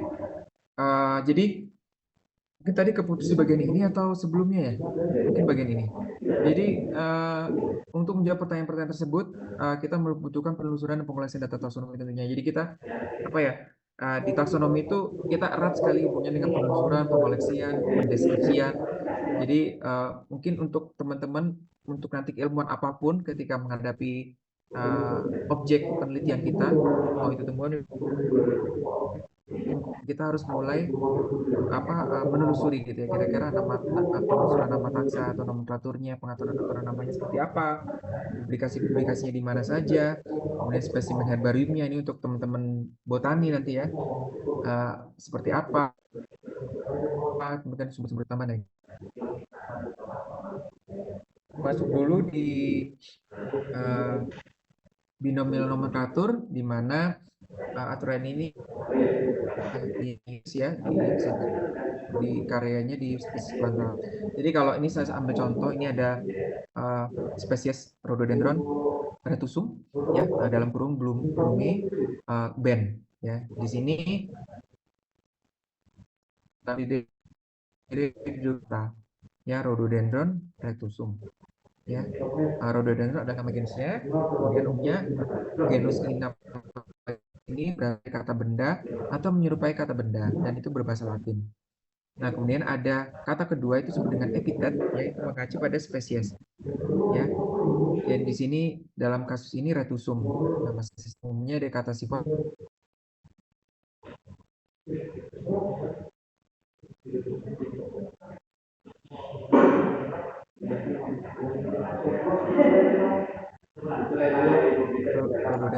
Retusum ini ada seperti nama orangnya teman-teman, Blume dalam kurung kemudian Ben. Ya, jadi ini yang disebut dengan author atau authors. Ya, sebenarnya singkatan dari author. itu ya, ada beberapa nama orang yang memberikan atau mendeskripsikan nama spesies tersebut, ya, termasuk orang yang merevisi. Jadi nanti kita akan pelajari kenapa author itu penting. Semoga kalau ini saya rasa sudah paham teman-teman dari jam SMA 2. Mungkin author ini yang kemudian apa sih Pak kita perlu pakai author gitu, author spesies. Oke, ini sumber-sumber nama atau epitet ya tadi genus atau spesies itu dari mana sih Pak nama-namanya? Di sini ada beberapa unsur ya, ada berasal dari komemoratif atau peringatan atau penghargaan.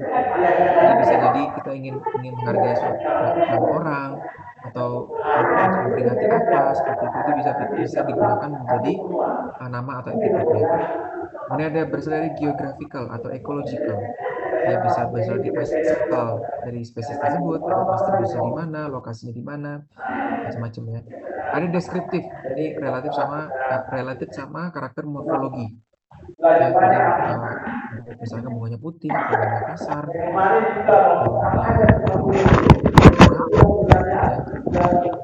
kemudian atau misalkan batangnya mempunyai tekstur, bisa kalau jadi penama itu bisa berasal dari banyak unsur. Ya, ada juga mythological dari mitos ya atau cerita-cerita seperti itu. Nanti kita akan kasih contohnya. Ada anagram dan humorous. Jadi anagram ini kata dari buku yang diacak. Jadi saya kayaknya mengekskludkan anagram dan humorous dari riset saya. Mungkin terlalu banyak dan relatif tidak terlalu banyak sekarang dipakai ya. Humorous itu humor atau sindiran. Oke, kita lanjutkan ke ini untuk contoh untuk komemoratif ya teman-teman. Atau kita ingin menghargai seseorang atau mengenang seseorang. Ya, kalau di genus atau genera dan genus itu sama teman-teman ya. Genera itu plural ya, banyak genus itu satu. Ya gitu. Sama seperti takson dan daksa tadi. Oke, seperti Bergenia ada berasal dari kata von Bergen, itu dari botanis dari Jerman. Nanti dicari sendiri ya, ada Camellia, Cattleya, Plethia itu juga dari nama-nama orang teman-teman. Ada Dahlia itu berasal dari Dahlel, ya dia botanis dari Swiss dan dia misionaris dari Prancis. Dan Linnea itu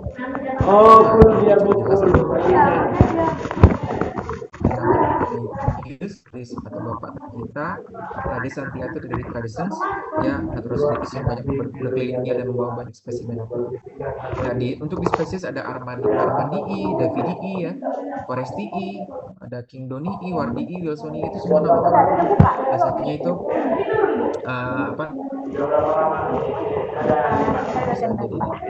nanti kita akan berikan contohnya juga ya. Nah, untuk di geographical, jadi distribusi habitat itu bisa juga macam-macam. Di genera ada Araucaria, itu berasal dari kata Araucania, yaitu daerah di Chili. Ya, kemudian ada Austroamericasium, Austroamerika, ada Colombia, katanya dari kata Utara, Jakaima itu dari Jamaika maksudnya, kemudian Patagonia dari Chili juga, dan Taiwania dari Taiwan, nama-nama genus. Ada juga di spesies ada Anglicus. Kira-kira tahu nggak asalnya dari mana Anglicus? Anglican. Oke, mungkin agak sedikit. Ini yang lebih mudah, Canadensis. Ada yang mau jawab nggak? Kira-kira dari mana?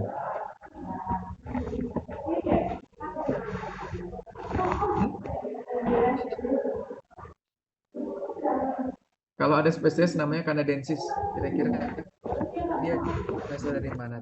Itu asalnya dari geographical. Dari mana? Kanada. Betul. Sumatrensis udah jelas ya teman-teman ya.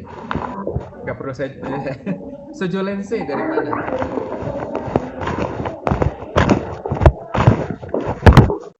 Dari satu tempat yang namanya apa kira-kira? Sojol ya teman-teman, itu Gunung Sojol di Sulawesi. Hispanicus. Nah, ini gampang nih. Ada yang tahu nggak? Hispanicus dari mana? dari Spain ya teman-teman ya. Italicus udah jelas dari Itali. Japonicus dari mana? Ya. Kalau Javanica?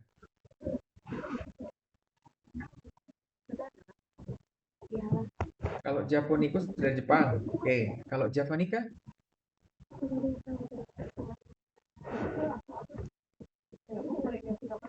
Jawa ya, Pak? Iya betul.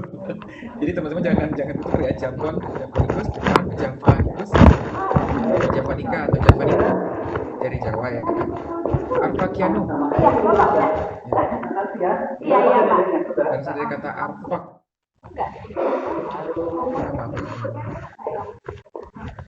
Yang pernah dengar pegunungan Arfak di Papua ya, Papua Barat ya. Pegunungan Arfak di Papua. Iya, oke, benar. Terima kasih. Ada Bangkanum. Nah, ini juga deket nih dari Sumatera. Bancanum tulisannya. Di Pulau Bangka. Betul. Nepalensis jelas ya, dari Nepal, nanti Ketensis, ini nama state di Amerika. Scotica. Ayo. Bagaimana ini? Nah.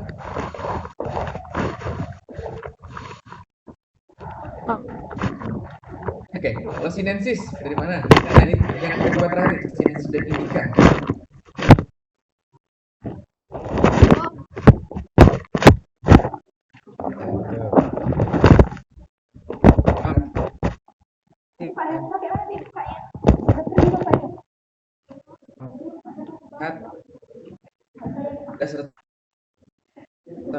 Endemik di Cina nih atau asalnya dari Cina, bisa jadi ketika spesies tersebut diperoleh dari Cina, meskipun bisa jadi sebenarnya distribusinya luas, bisa sampai ke Cina, ke Jepang, mungkin sampai ke Thailand, tapi namanya tetap sinensis.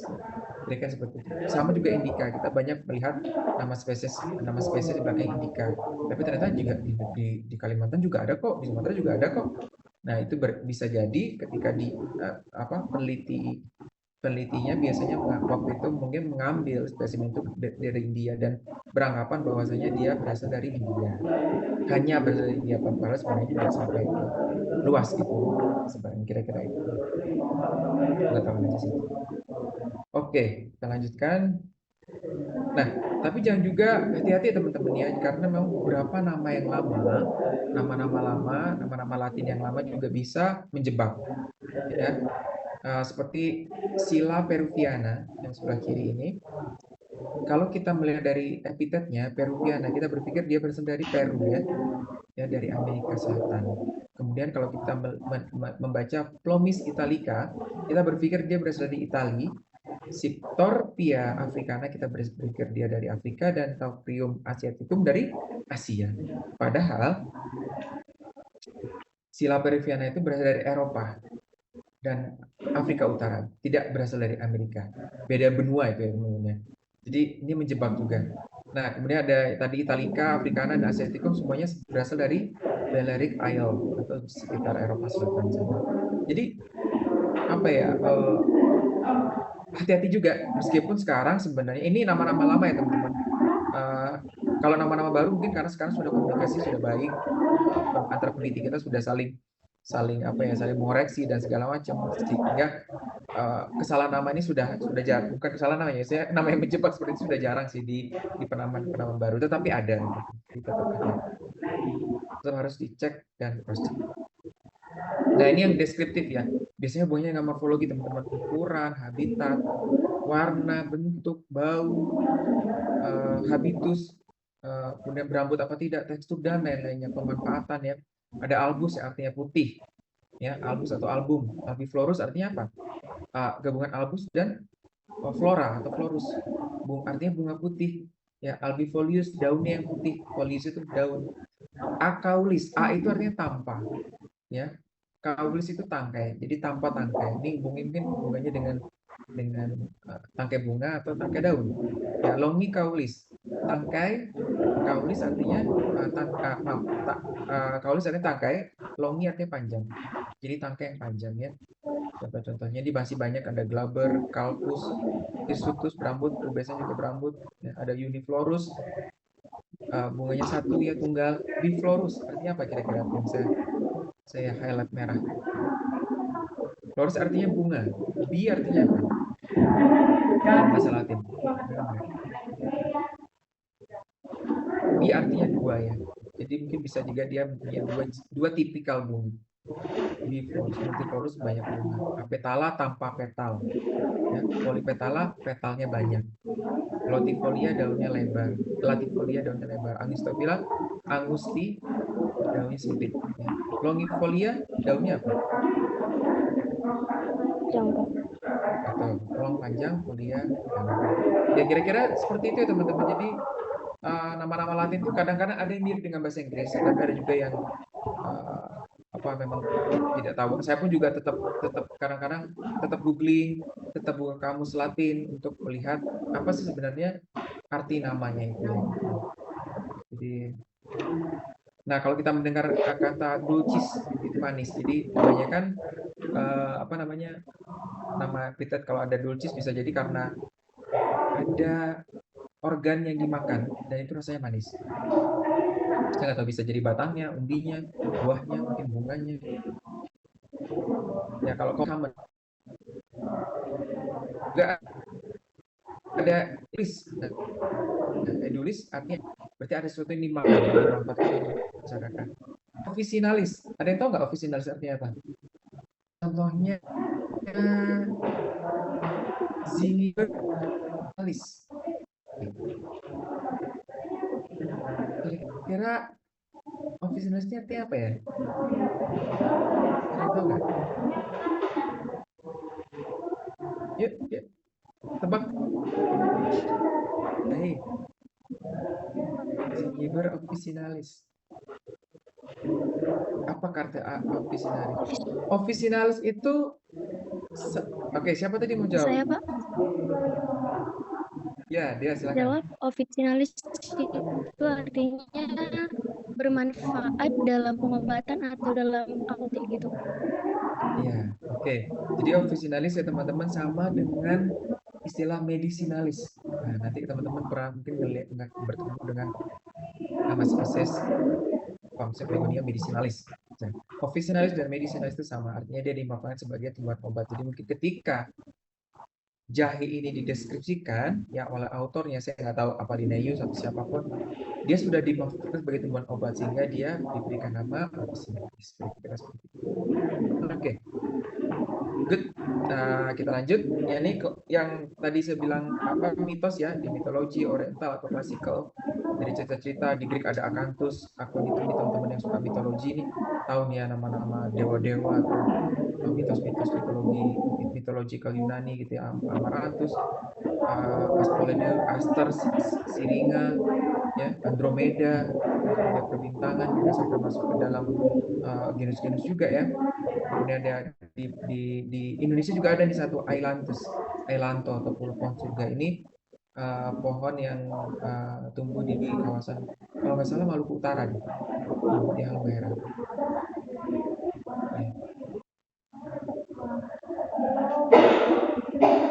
Oke, sekarang kita berbicara mengenai author atau authority ya. Nama yang tadi disebutkan di belakang-belakang itu, kenapa penting ya? Nah, jadi author itu wajib ditulis setelah nama taksa atau spesies. Wajib itu kapan? Kalau dalam suatu karya tulis, misalkan nanti teman-teman akan menulis skripsi, maka tulislah nama spesies dengan author lengkap di awal.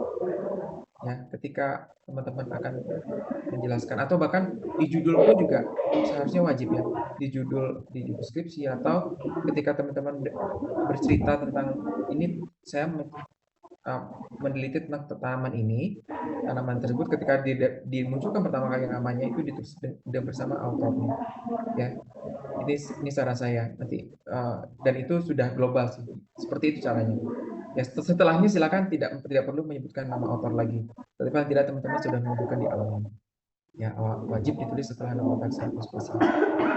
Nama autor singkatan dan tidak singkatan, jadi bentuknya bisa dalam bentuk singkatan atau tidak. Itu karena begini teman-teman, ketika teman-teman menjadi suatu menjadi seorang autor, menjadi pendeskripsi dari suatu jenis tumbuhan, maka teman-teman akan memperoleh teman-teman akan harus menuliskan autor. Seperti saya, autor saya, ketika saya mendeskripsikan nama spesies, maka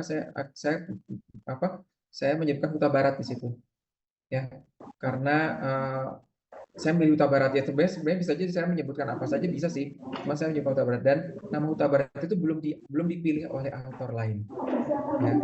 Itu artinya. Jadi memang autor ini kalau tidak akan satu sama, berbeda untuk nama autor itu berbeda untuk setiap autor. Jadi tidak boleh sama, karena kalau sama nanti orang bingung nih huta barat yang mana nih gitu. Jadi nanti ketika ada seorang huta barat lain mendeskripsikan spesies dan itu bukan saya, maka dia harus menggunakan nama lain. Misalkan ya bisa jadi misalkan S Huta Barat, misalkan namanya Sandi Huta Barat, berarti S titik Huta Barat, atau S Hut juga nggak apa-apa, terserah. Jadi sarjana kehutanan ya. Nah, kira-kira seperti itu. Jadi nama autor ini bisa lebih dari satu. Artinya dalam spesies itu tidak hanya satu orang, bisa lebih dari satu orang. Nah, ini contoh-contohnya. Si kata L titik itu mengacu pada Carl Linnaeus, ya, atau Carolus Linnaeus, ya.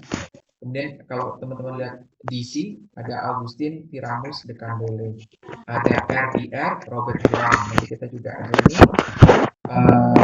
di salah satu spesies dan William Jackson dan F9 tadi bilangnya teman-teman dia sama-sama belajar bukan. Dan John ini adalah anak dari William Jackson Hooker. Jadi dua-duanya seorang botanis, tetapi F ini saya lupa ya teman-teman katanya apa, tetapi dalam bahasa Latin berarti kayak seperti anaknya gitu, anaknya Hook, ya gitu. Jadi untuk membedakan antara Hook dan Hook, Lin itu mengacu pada John Linley. Nanti pasti akan ketemu juga ya. Dan masih banyak teman-teman nama autor luar biasa banyaknya, tetapi beberapa nama yang umum ya, karena mereka dulu mungkin sebagai kolektor atau sebagai botanis atau sebagai peneliti taksonomi yang memberikan nama di beberapa spesies. Oke. Nah ini contoh sama nama beda autor, ya. Jadi kenapa autor itu penting? Karena ketika kita menyebutkan nama yang sama dengan beda autornya, bisa jadi itu adalah spesies yang berbeda. Ya, jadi ini salah satunya Plantago alpina, Phil belakangnya itu diterbitkan tahun 1787. Ini nama protolognya atau publikasi yang mendeskripsikan Plantago alpina Phil. Kemudian pada tahun, saya nggak tahu ini pada tahun berapa ya, di jurnal yang lain ada Plantago alpina juga yang dideskripsikan oleh Sieber, autornya Sieber.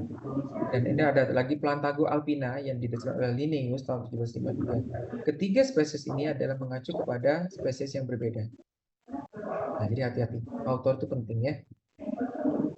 Nah, ini juga contoh lainnya adalah Agave aspera menurut Jack dan Agave aspera anateras. Ini di 2 tahun yang berbeda ya, jauh, tapi sama-sama Agave aspera. Nah, pada perkembangannya nantinya teman-teman, biasanya entah salah satu Agave aspera ini yang akan menjadi sinonim ya, atau salah satu menjadi sinonim yang lain, atau bisa menjadi spesies yang berbeda. Kira-kira seperti itu. Tapi bagaimanapun, inilah pentingnya penyebutan autor ketika kita pertama kali memberitahukan itu atau menuliskan nama spesies. Jadi ketika misalkan Pak, saya ingin pelajari Plantago alpina gitu, pasti orang ini Plantago alpina menurut siapa nih gitu, karena bisa jadi spesiesnya berbeda. Menurut Linnaeus Pak, oke. Berarti sebutkan dulu L, baru setelah itu kita tidak perlu pakai autor juga tidak apa-apa. Disebutkan juga tidak apa-apa sih, tidak akan. Kira-kira itu. Kenapa nama autor ini penting? Karena beda. Sama nama, ya, nama spesiesnya sama, beda autor itu bisa beda.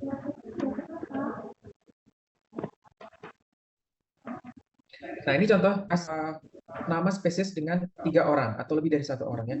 Ada 3 autor bekerja sama dalam mendeskripsikan spesies atau menuliskan protolog. Ada Huta Barat, ada Mambrasser, dan ada Mustaqim. Ini spesies yang saya deskripsikan ya bersama 2 rekan saya yang lain. Kira-kira seperti itu.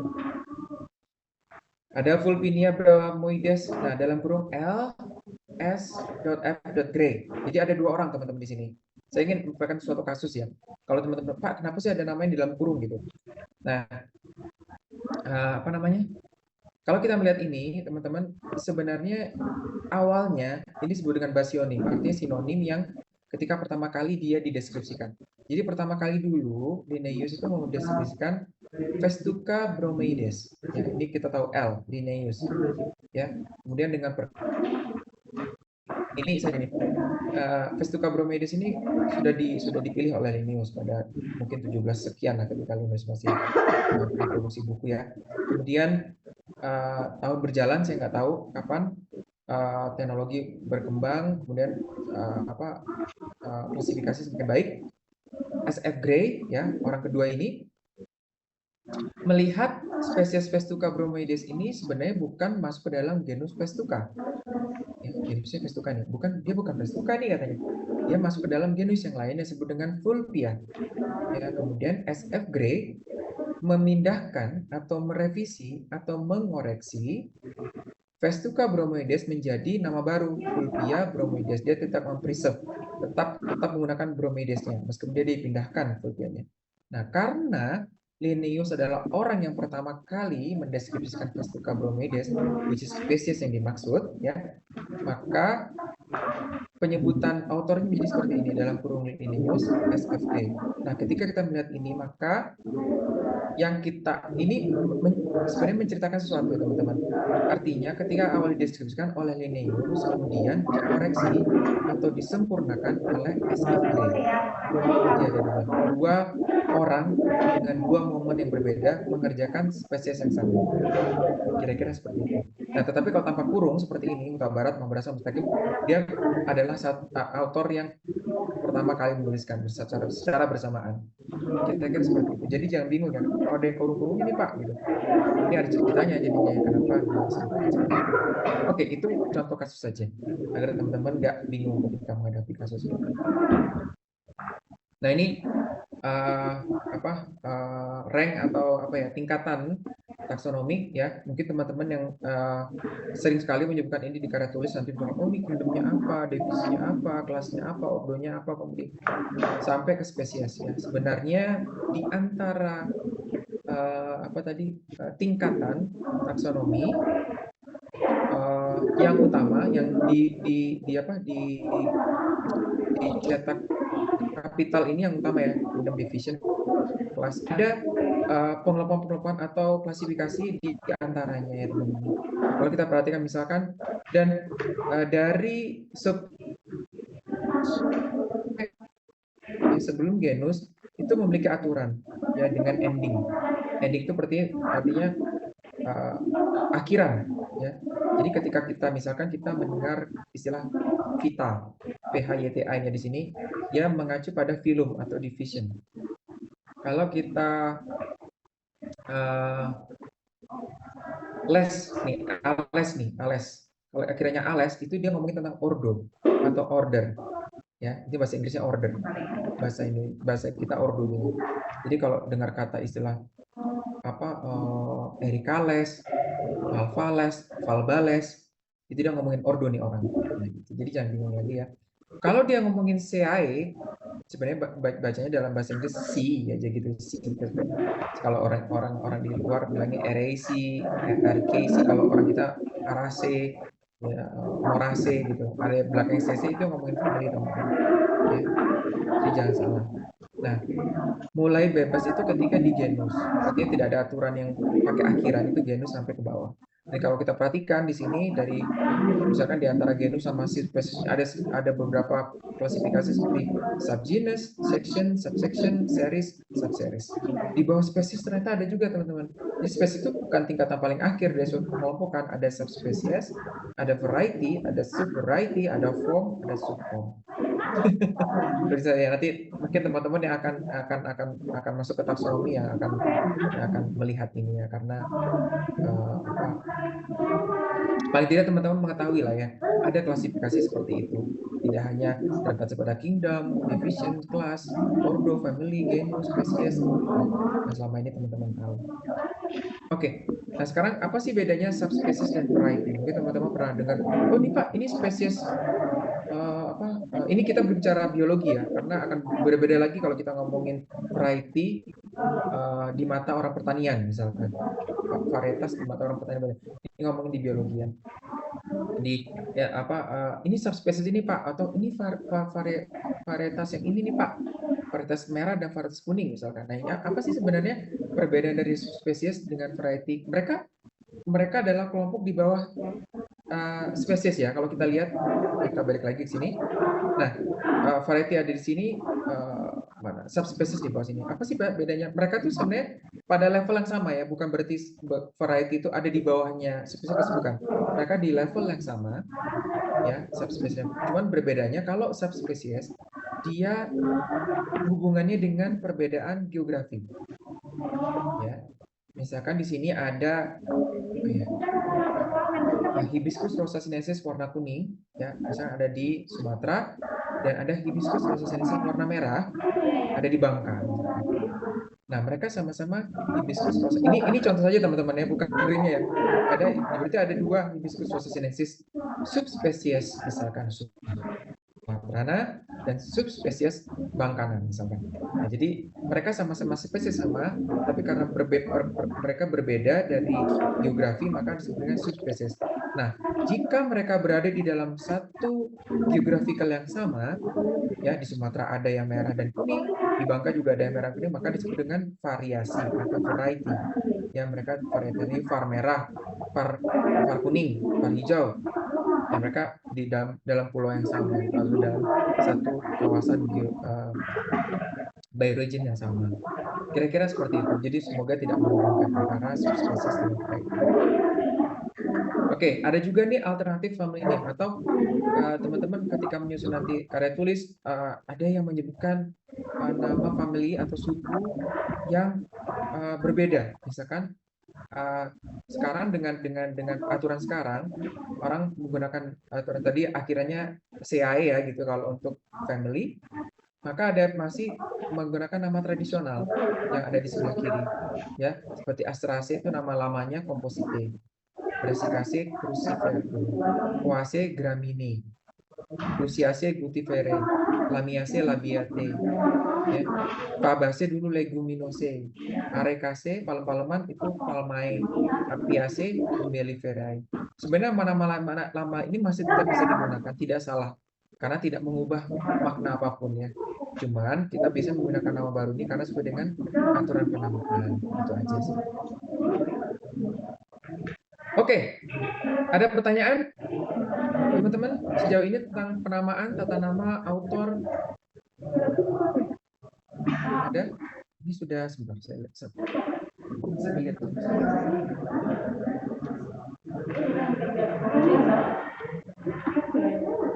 Oke, udah 10:23 sepertinya sudah selesai ya teman-teman ya.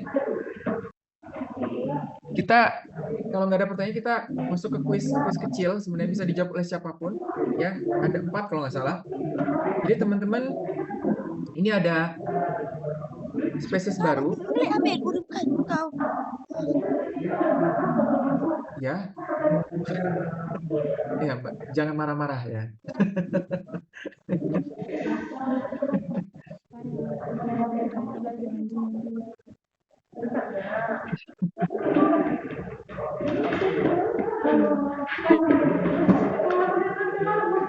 Dari famili Chalastraceae, namanya Lopopetalum tanah gambut. Autornya Randi, Attridge, and Wijidasa. Nah, pertanyaan saya, berasal dari pulau apakah kira-kira spesies ini? Nggak usah googling teman-teman, nggak usah googling. Dari namanya, ya kira-kira dari nama yang tersebut di atas, kira-kira teman-teman bisa menebak nggak dia dari daerah mana? Dari pulau apa? Ada yang Jawa, jawab? Pak. Kenapa Jawa? Siapa tadi? Karena tanah gambut, Pak. Muhammad. Oke. Tanah gambut. Tanah gambut di Jawa ya? Kalimantan, Pak. Berarti ke Jawa-Jawaan. Siapa tadi? Zaskia. Oke, terima kasih tadi yang pertama. Oke, Jawa. Saya tampung dulu. Kalimantan, Zaskia Pak. dari Kalimantan. Kenapa tuh? Karena itu tanah gambut ada. Oke, sekarang satu lagi kali. Siapa yang mau menjawab? Kira-kira mau ikut Jawa atau Kalimantan atau mau pulau lain? Sumatera, Pak. Oke, Dinda Ramawati Sumatera. Oke, terima kasih. Kita 3 jawaban aja ya, teman-teman. Jadi memang Lapopetalum tanah gambut ini kita bisa lihat nama spesiesnya adalah tanah gambut. Jadi sebenarnya bahasa Indonesia yang kemudian ketika jadi boleh berasal dari bahasa manapun, dan ketika dia dimasukkan ke bahasa Latin ternyata tidak mengalami perubahan. Ada beberapa aturan yang mengatur perubahan, tetapi ada juga yang tidak mengatur, sehingga nama itu benar-benar tuk gitu ya. Tanah gambut literally artinya tanah gambut, seperti yang kita pahami tanah gambut. Dan memang spesies ini berasal dari Kalimantan, di mana tanah gambut itu bukan ciri khas ya dari daerah Kalimantan. Meskipun mungkin gambut juga ada di Sumatera juga sih, tetapi memang kebetulan ini dari tanah gambut di Kalimantan. Oke, sekarang list kecil 1. Ini ada spesies tumbuhan terancam kepunahan, Dilenia celebica Hooglen, ya, dari famili Dileniaceae, dideskripsikan oleh Hooglen, ya, seorang Belanda kalau nggak salah. Ya, kira-kira pertanyaan yang sama berasal dari pulau apakah spesies ini? Masih dari Indonesia nih. Ada yang mau jawab?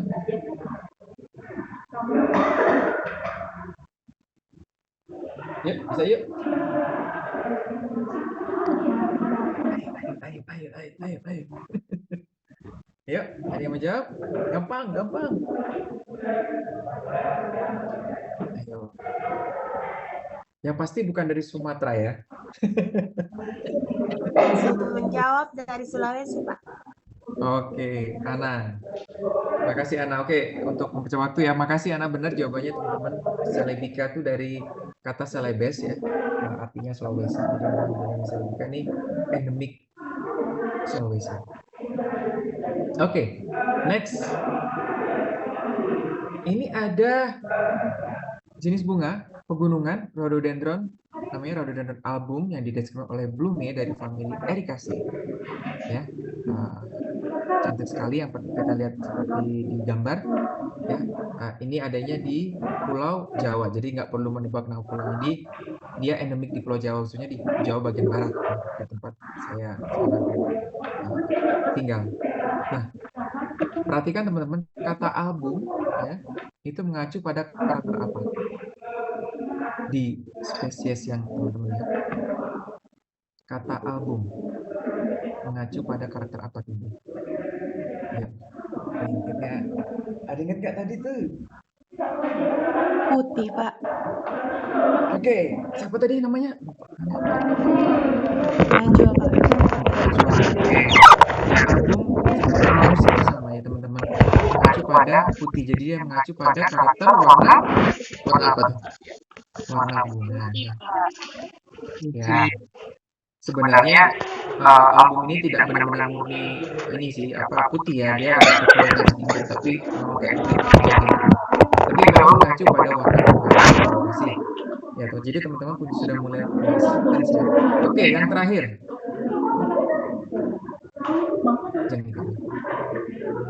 Ini endemik Sumatera ya teman-teman, yang cukup terkenal puspalangga kita, Rafflesia arnoldi R.Br, familinya Rafflesiaceae ya.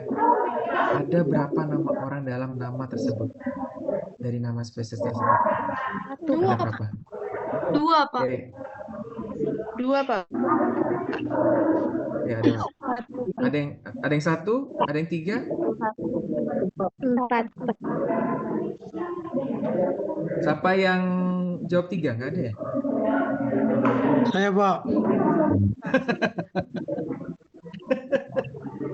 Tapi kebanyakan 2 ya. Oke, ada yang 2, ada yang 3, ada yang 4 nggak? Jangan-jangan ada yang 4.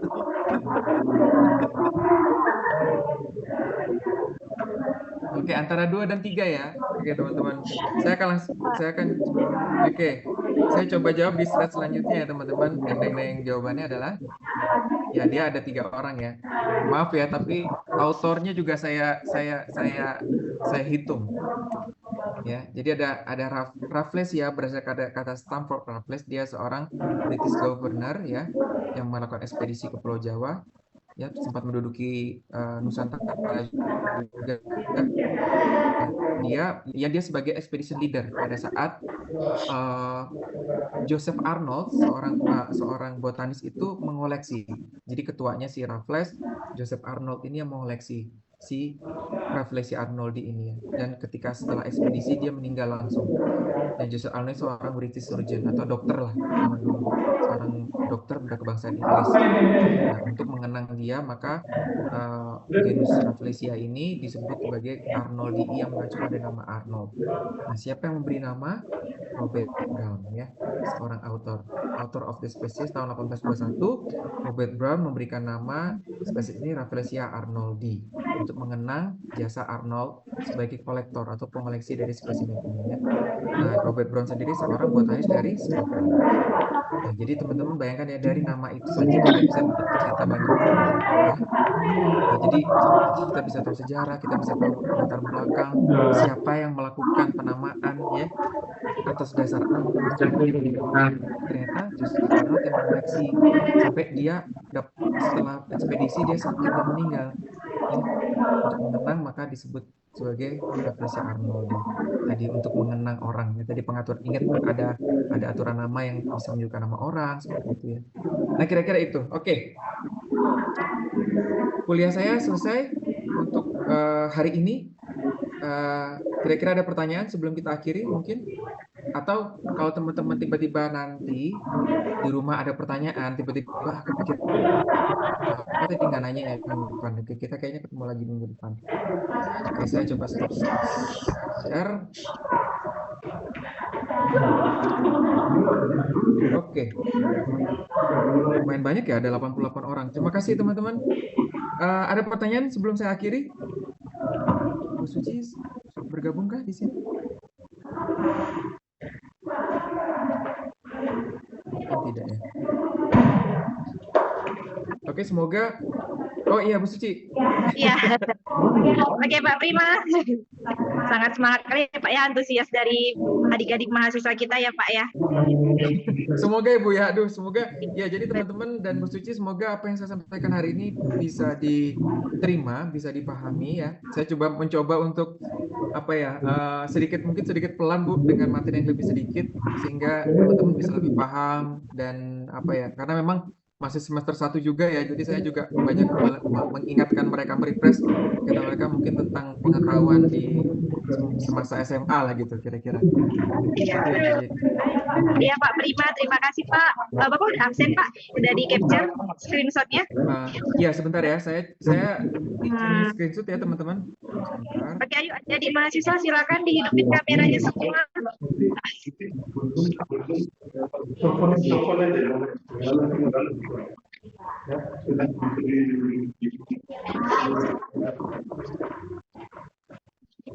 Iya, nah jadi kemungkinan dalam 5 minggu ke depan gitu ya kan, jadwal kita tetap sama ya Pak Prima ya, di hari Selasa ya Pak ya. Insya Allah Bu ya. Ya di hari Selasa di jam 8 gitu Pak. Mungkin kalau ada 8.15 lah mungkin amannya ya Pak ya. Iya, ya Bu. Terima kasih Bu sudah ya agak mundur sedikit, mungkin memberikan apa ya sedikit ke lapangan sedikit lah waktu untuk saya, karena memang kadang-kadang jam 8 tuh anak-anak sekolah jadi baru berangkat gitu. Oh iya. Sedikit. Oke, nggak apa-apa Pak. Oke Pak, baik, ada Bu, lagi Pak. Pak. Sudah saya screenshot ya. Pertemuan kita hari ini ya Pak ya. Terima kasih buat kesempatannya Pak. Semoga adik-adik yang lain juga sehat-sehat. Sehat juga untuk Bapak gitu kan Pak. Kita akhiri pertemuan kita hari ini. Terima kasih buat kesempatannya Pak. Semoga ilmu yang Bapak sampaikan menjadi amal baik buat Bapak juga. Menjadi pembelajaran. Oke, terima kasih Pak. Baik, teman-teman, terima kasih ya. Sampai jumpa minggu depan semuanya. Terima kasih Pak. Terima kasih Pak.